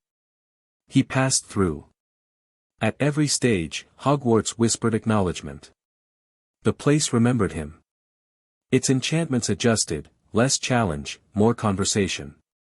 The Chamber of Keys shone like a constellation, hundreds of winged silver flitting through the air. Harry took a breath and stretched out his will. The correct key, long, ornate, with a bent feather, floated obediently into his hand. He examined it briefly, smiling. "You've been flying for 1,000 years just to be caught again. It's a cruel design." He placed it back into the lock untouched, murmured a small spell to free all the others, and watched the keys scatter out through the ceiling in a flurry of liberation. Magic rippled. Somewhere deep in the castle, a ward thrummed in approval. The chess chamber looked unchanged. Massive stone pieces stood frozen mid-swing, black and white armies lined in tension under the flickering torchlight. Ron would have loved it, Harry thought, my strategist, my anchor. He stepped onto the board. The Stone King inclined his head, sword lowered. "Permission granted, Lord of Passage," the echo intoned in Old Gaelic. "I'm not your lord," Harry said. "I'm just walking through." "Then carry honor on your feet." He did. The path opened without battle. Behind him, the board shimmered into dormancy for the first time in centuries. Its war was done. In the potion chamber, thin glass vials lined a table beneath purple flames. The air smelled of burnt nettle. Harry remembered Hermione here, skeptical, brilliant. He could almost hear her voice decoding the logic puzzle aloud. He didn't bother this time. The potions hadn't been brewed in decades. He unveiled a simple detection charm, identified the passage brew by its signature, and restabilized it with a flick. But before stepping forward, he spoke to the empty air, for her, because reason deserves respect. He drank, felt the cold clarity slide through him, and crossed into the final room. It stood like a monument in the dark, gold frame, surface shimmering faintly. At its base, the words he'd memorized 1,000 times, "Eris stra eru oit ube kafru oit anwosi." Harry approached. No sound in the chamber except his quiet breath. He expected the usual reflection, what he desired most, his friends, alive, older, smiling, a tangible future. But tonight, the mirror changed. It didn't show faces. It showed memories. 1,000 versions of himself flickering in rapid sequence, 11-year-old Harry learning his first spell, 25-year-old Harry restoring ruined wards, 80-year-old Harry reading alone in an empty library, centuries of boy, man, ghost of self. They stared back at him, all those ghosts, all those reflections. Then, one by one, they stepped backward into light until only the current him remained. Not a god, not a child, but a wizard standing at the end of history. The mirror warmed under his hand. The stone shimmered behind the glass, no longer a lure but a gift. When he touched it, the barrier dissolved like water. The philosopher's stone rested, heavy and red, pulsing faintly, alive magic compressed into mineral. He pocketed it. "You've waited long enough," he whispered. "Let's finish this." Quirrellmort's End. The stone chamber quaked at the sound of footsteps echoing down the passage. Quirrell, robes disordered, turban gone, skin leached, staggered in. His eyes glowed faintly with something inhuman behind them. Harry turned. "You finally came." "Give me the stone," the other voice hissed, not Quirrell's but the cold echo inside him. "Or die." Harry didn't move. "You're already dying, Tom." A pulse of energy surged. The air turned frigid. Voldemort's spirit strained against Quirrell's frail body, trying to peel free. "I command death and life," the voice roared. "Then learn what they cost," Harry said. He lifted his hand, palm open. Magic folded around his fingers, weaving light and shadow together. No incantation, just will shaped into pattern. It hit like silence rather than force. Quirrell froze mid-step. The black smoke tearing from his skull halted, suspended. Harry's magic pierced the tether, gentle and surgical. Inside the haze, the true fragment of Tom Riddle shivered, not monstrous, but terrified. Harry projected thought instead of spell, "You don't have to run anymore." The shadow shuddered. The chamber smelled of ozone and cold metal. Then, very softly, the voice changed, halfway between boy and spectre, "It hurts." Harry steadied his focus. "I know. I lived in it too. Let go." The scream that followed was neither rage nor agony, just release. The light brightened until it erased shadow entirely.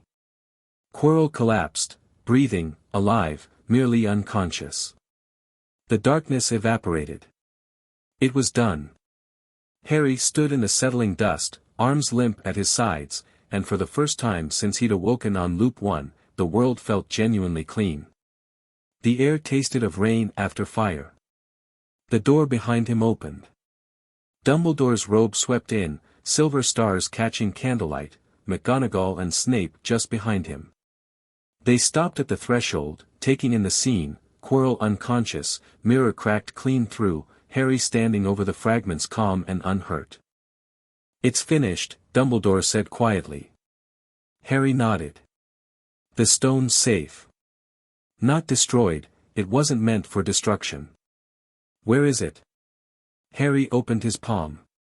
The crimson gem gleamed softly, light within pulsing like a heartbeat. "I stabilized the matrix. It no longer produces immortality elixirs. Only restorative magic now, healing at its purest frequency." McGonagall whispered, "You reforged the Philosopher's Stone." "Improved it," Harry said. "Flammel won't mind." Dumbledore took it reverently, eyes moist. "He'll call it a mercy." They left Quirrell to the healers. But as Harry passed, he paused, looked down, and murmured so only the unconscious man could hear, "Forgiveness exists even for the unwilling." Magic threaded the words into a spell, Quirrell's breathing steadied. Snape watched him, silent, unreadable, then nodded once in approval, the smallest gesture but the most sincere. By midnight, the professors had gone. Harry sat alone in the great hall, candles guttering low, the red glow of the repaired stone spreading like sunset across the table. He rested his chin on his hand and considered the truth, for every soul he'd freed, every life saved, every future written anew, the cost inside him still echoed. What did 1,000 years cost? Patience. Sanity, sometimes. The easy laughter of childhood. The quick forgiveness of youth. But it hadn't cost love. That survived, latent and defiant. He'd carried it across every fold of time, and tonight it felt heavier than the stone. Footsteps entered behind him, light ones, familiar. "Couldn't sleep," Hermione's voice said. He smiled faintly. "Me neither." She crossed to sit opposite him. Ron's snoring could rival Fluffy at this point. Neville tried silencing charms. Failed spectacularly. Harry laughed quietly. "I taught him those charms wrong for fun." "You didn't." "I did," he admitted. He needed the confidence to fix them himself. Hermione looked down at the stone between them, its light dancing on her hands. "It's beautiful." "It's possibility," Harry said. "And consequence." She tilted her head. "You seem quieter since, everything." "I'm counting the minutes," he said. "For what?" "For the only life I haven't lived yet." Hermione understood, she always did. No speech, just an expression that wrapped all the comprehension in the world into silence. "Then live it," she said. The end-of-year feast arrived 2 days later. Gryffindor banners hung beside Slytherin's. Dumbledore had declared House Unity Year for the first time in Hogwarts history. The hall sparkled with new enchantments Harry had quietly added, protective runes woven into the ceiling like stars. Students celebrated. Ron talked through his mouthfuls. Hermione lectured Seamus about potion ratios. Neville accidentally transfigured his goblet into a flower pot and was too pleased to fix it. Dumbledore rose near midnight, his voice carrying through laughter and light. Before we sleep tonight, I remind you, the measure of magic is not what it can destroy, but what it can preserve. His gaze went to Harry. And Hogwarts, this year, has been preserved. The hall thundered in applause. Harry didn't seek attention, he clapped with them. But when he caught Dumbledore's eyes across the crowd, the older man inclined his head. Equal to equal. He accepted it, and the warmth that followed was the kind he'd never felt in any loop, unrepeatable. When the students filed out, the hall dimmed around him. He closed his eyes one last time and listened. The echo of the feast faded, only the castle's heartbeat remained. He whispered to no one, "Let history begin."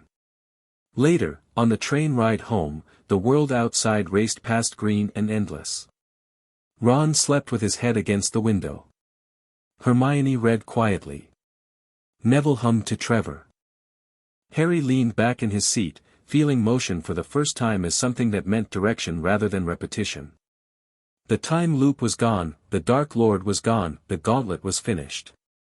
And yet the simplest truth sparkled underneath it all, the journey forward had just begun. He smiled out the window as wind swept through his hair. Tomorrow, he said under his breath, tasting the word like magic itself. Chapter 7. Tomorrow the Hogwarts Express roared along the tracks beneath a clear June sky. Smoke streamed backward, dissolving into blue, and the rhythmic clatter of wheels became its own kind of music, a farewell song played every summer, but this time different. Permanent. Harry sat in a sunlit compartment, knees up against the seat, train swaying gently. He wasn't reading. He wasn't strategizing. He was watching. Watching Ron argue with Hermione over whether frog spawn qualified as biological for potions experiments. Watching Neville hold Trevor like the tiniest crown jewel on earth. Watching light flicker across faces that were no longer ghosts of loops, but people with futures. For once, watching was enough. Inside him, the system remained silent. The transparent interface that had once tracked centuries of progress was gone, replaced by muscle memory and instinct. The magic still obeyed him, the knowledge still burned sharp. But it was quiet now, like a fully tuned instrument waiting for someone to play rather than measure. Loop complete, it had said, now master something harder, a life worth living. Harry smiled faintly at the memory. He had tried not to treat life like another discipline to conquer. But lately, he found himself mapping happiness like he once mapped spell theory, noticing which moments felt warmest, laughter, silence, friendship, and committing them to practice. Ron's elbow jabbed his ribs. "You're smiling at nothing again." "Not nothing," Harry said. "Everything." "Poetic," Hermione muttered without looking up from her book. Harry leaned back. "You make ordinary look heroic, Hermione. You should know that." That stopped her. She glanced at him, blinked once, then ducked back behind the book so fast it rattled. "Don't be ridiculous." Neville grinned shyly. "You both sound like grown UPS." Ron groaned. "Don't start, Neville. One of them is a grown-up pretending to be 11. Harry laughed, a real, messy laugh that startled even him. The train whistle joined in, echoing over fields. The last ghosts through the window, the landscape slipped by in gold streaks, hills, farms, rivers catching light. Harry's reflection looked older than the boy he was supposed to be. His eyes held the exhaustion of a millennium, but there was color in his face again. A sudden flicker of movement caught his attention, shadows in the sunlight, shapes he recognized faintly. Faces, fleeting, almost transparent, echoes of other classmates from other loops. They stood by the tracks, watching the train pass. They always did, each end, each start. Harry didn't panic. He acknowledged them with a nod. They began to fade. "Thank you," he whispered. "For staying." The glass cooled under his fingers, and the reflections dispersed like fog. Outside, the real world stretched forward untouched. He exhaled, the first breath that truly belonged to the future. Platform 9 3/4 brimmed with noise and wind and the smell of engine oil. Parents clustered, trunks clattered, owls hooted in protest at summer cages. Harry stepped off the train feeling the difference instantly, no invisible thread pulling him toward a reset, no ticking countdown in his head. Reality felt solid. Molly Weasley swept Ron into a hug. The twins shouted across the crowd about exploding custard tarts. Ginny peeked curiously at Harry from behind her mother's robes. The whole family looked brighter than memory ever allowed. Hermione's parents were easy to spot, kind, curious, slightly overwhelmed by magic. They greeted Harry like a neighbor rather than a celebrity. It was refreshing. And Neville's grandmother, strict as flint but with pride blazing in her eyes, clapped him on the shoulder so hard he almost dropped Trevor. "About time you showed your worth," she said, and Harry had never seen Neville stand taller. Then McGonagall appeared near the exit, her tartan shawl flapping. The sharpness of her eyes softened as she met Harry's gaze. "Well, Potter," she said. "I suppose there's little I can teach you." "You've taught me enough, Professor," he said. "Mostly how not to forget why learning matters." For a heartbeat, she looked like she might tear up. Then she sniffed briskly. "Good. Keep remembering." Dumbledore approached next. No twinkling mischief, only calm affection, that rare kind of humility that comes from surrendering control. He put a hand on Harry's shoulder. "I've arranged for your summer to be spent where you choose," he said. "No cupboard, no bars, no oversight. You decide." "What if I want peace?" Harry asked. "Then you shall have it." And for once, Harry believed him completely. The butterflies returned outside, sunlight spilled over London, turning smoke into gold. Harry stood with his trunk in Hedwig's cage and realized he had nowhere he had to go, nowhere he couldn't go, and no program telling him which choice led to what. It was unnerving that it was liberating. A butterfly landed on the corner of his trunk. Real butterfly, fragile wings catching light, not conjured, not predicted. He let it stay, and when it fluttered away, something invisible fluttered loose with it. He turned toward the city. Every hour henceforth would be new. Every mistake, permanent. Every joy, earned. He smiled, a small, human, startled thing. "All right then," he murmured. "Let's see what the world looks like unlooked." He walked toward the station gates, the hum of the crowd fading behind him, the weight of centuries dissolving with each step. That summer blurred in warmth and sanity. Newspapers ran contradictory headlines: "Boy who ended darkness returns to mundane life, feministry investigates impossible child, Hogwarts headmaster declines interview," smiles mysteriously. Harry ignored them. He lived quietly in Godric's Hollow at first, fixing the abandoned cottage where his parents had once stood. He cleaned it not with magic but with elbow grease, wanted to earn every gleam of dust cleared. Some evenings, he wrote. Not memoirs, not reports. Just thoughts, what it felt like to see time end, what laughter did to equilibrium, why kindness was the only magic worth practicing forever. Hermione visited often. Ron once accidentally set her notes on fire trying to cook sausages with wand flames. Neville sent a parcel of enchanted lilies, orange, tiger-striped, from his greenhouse. "For when bravery needs reminding," the card said. Harry planted them outside the window. When the first bloom opened under sunset, he realized it matched perfectly the shade Lily Potter had loved. He didn't cry. He smiled until tears arrived instead. The invitation mid-August. A phoenix arrived by the garden gate, wings shimmering hot gold, scroll clutched in beak. Fawkes. The letter was simple. We are rebuilding. A new order, less secret, more purpose. Not rebellion, not control. Preservation. You challenged us to think differently. Come guide us. Signed, Albus. Harry stared at it for a long time.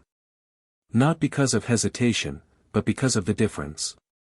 For 1,000 years, he had been built to follow quests. Now, he was being asked, politely, to write one. The choice was his. He folded the letter carefully, tucked it away, and said aloud to the empty yard, I'll think about it. Freedom tasted like that, the luxury of thinking about it. Fawkes sang, feathers flashing, and vanished into sunrise. One more step September 1st once again. The new school year loomed. Harry packed lightly, no armor, no plan, just anticipation. The train would take him back to the castle, but this time the destination felt infinite. Hermione met him on the platform with her hair tied back and eyes brighter than curiosity itself. Ron was juggling Bertie Bott's beans like a circus act and losing at gravity. Neville dragged a pot of baby mandrakes. Ready? Hermione asked. Always, Harry said. Think Hogwarts will survive you another year? Ron muttered. We'll see, Harry said, grinning. But this time, I'm not living through it. I'm living in it. They boarded, laughter echoing down the platform. The whistle screamed. The train lurched forward, carrying them toward green hills and towers unburdened by time. That night, once the castle lights flickered alive again and the stars reflected in the lake, Harry sat on the astronomy tower as he always did, but now without the weight of history. 1,000 years behind him. An entire life ahead. He looked up at the familiar night sky, constellations scattered like runes he could finally read without translation. Somewhere deep inside, the system's ghost stirred long enough to offer one last flicker of text, faint, almost playful. Mastery complete, welcome to tomorrow. Harry laughed quietly, the sound carrying through the still air. Glad you're finally silent, he said. I'll take it from here. The wind rose. The lake shimmered. The world kept turning. And on the tower, the boy who had lived 1,000 times lay back, watching dawn leak over the horizon, real, uncertain, breathtaking.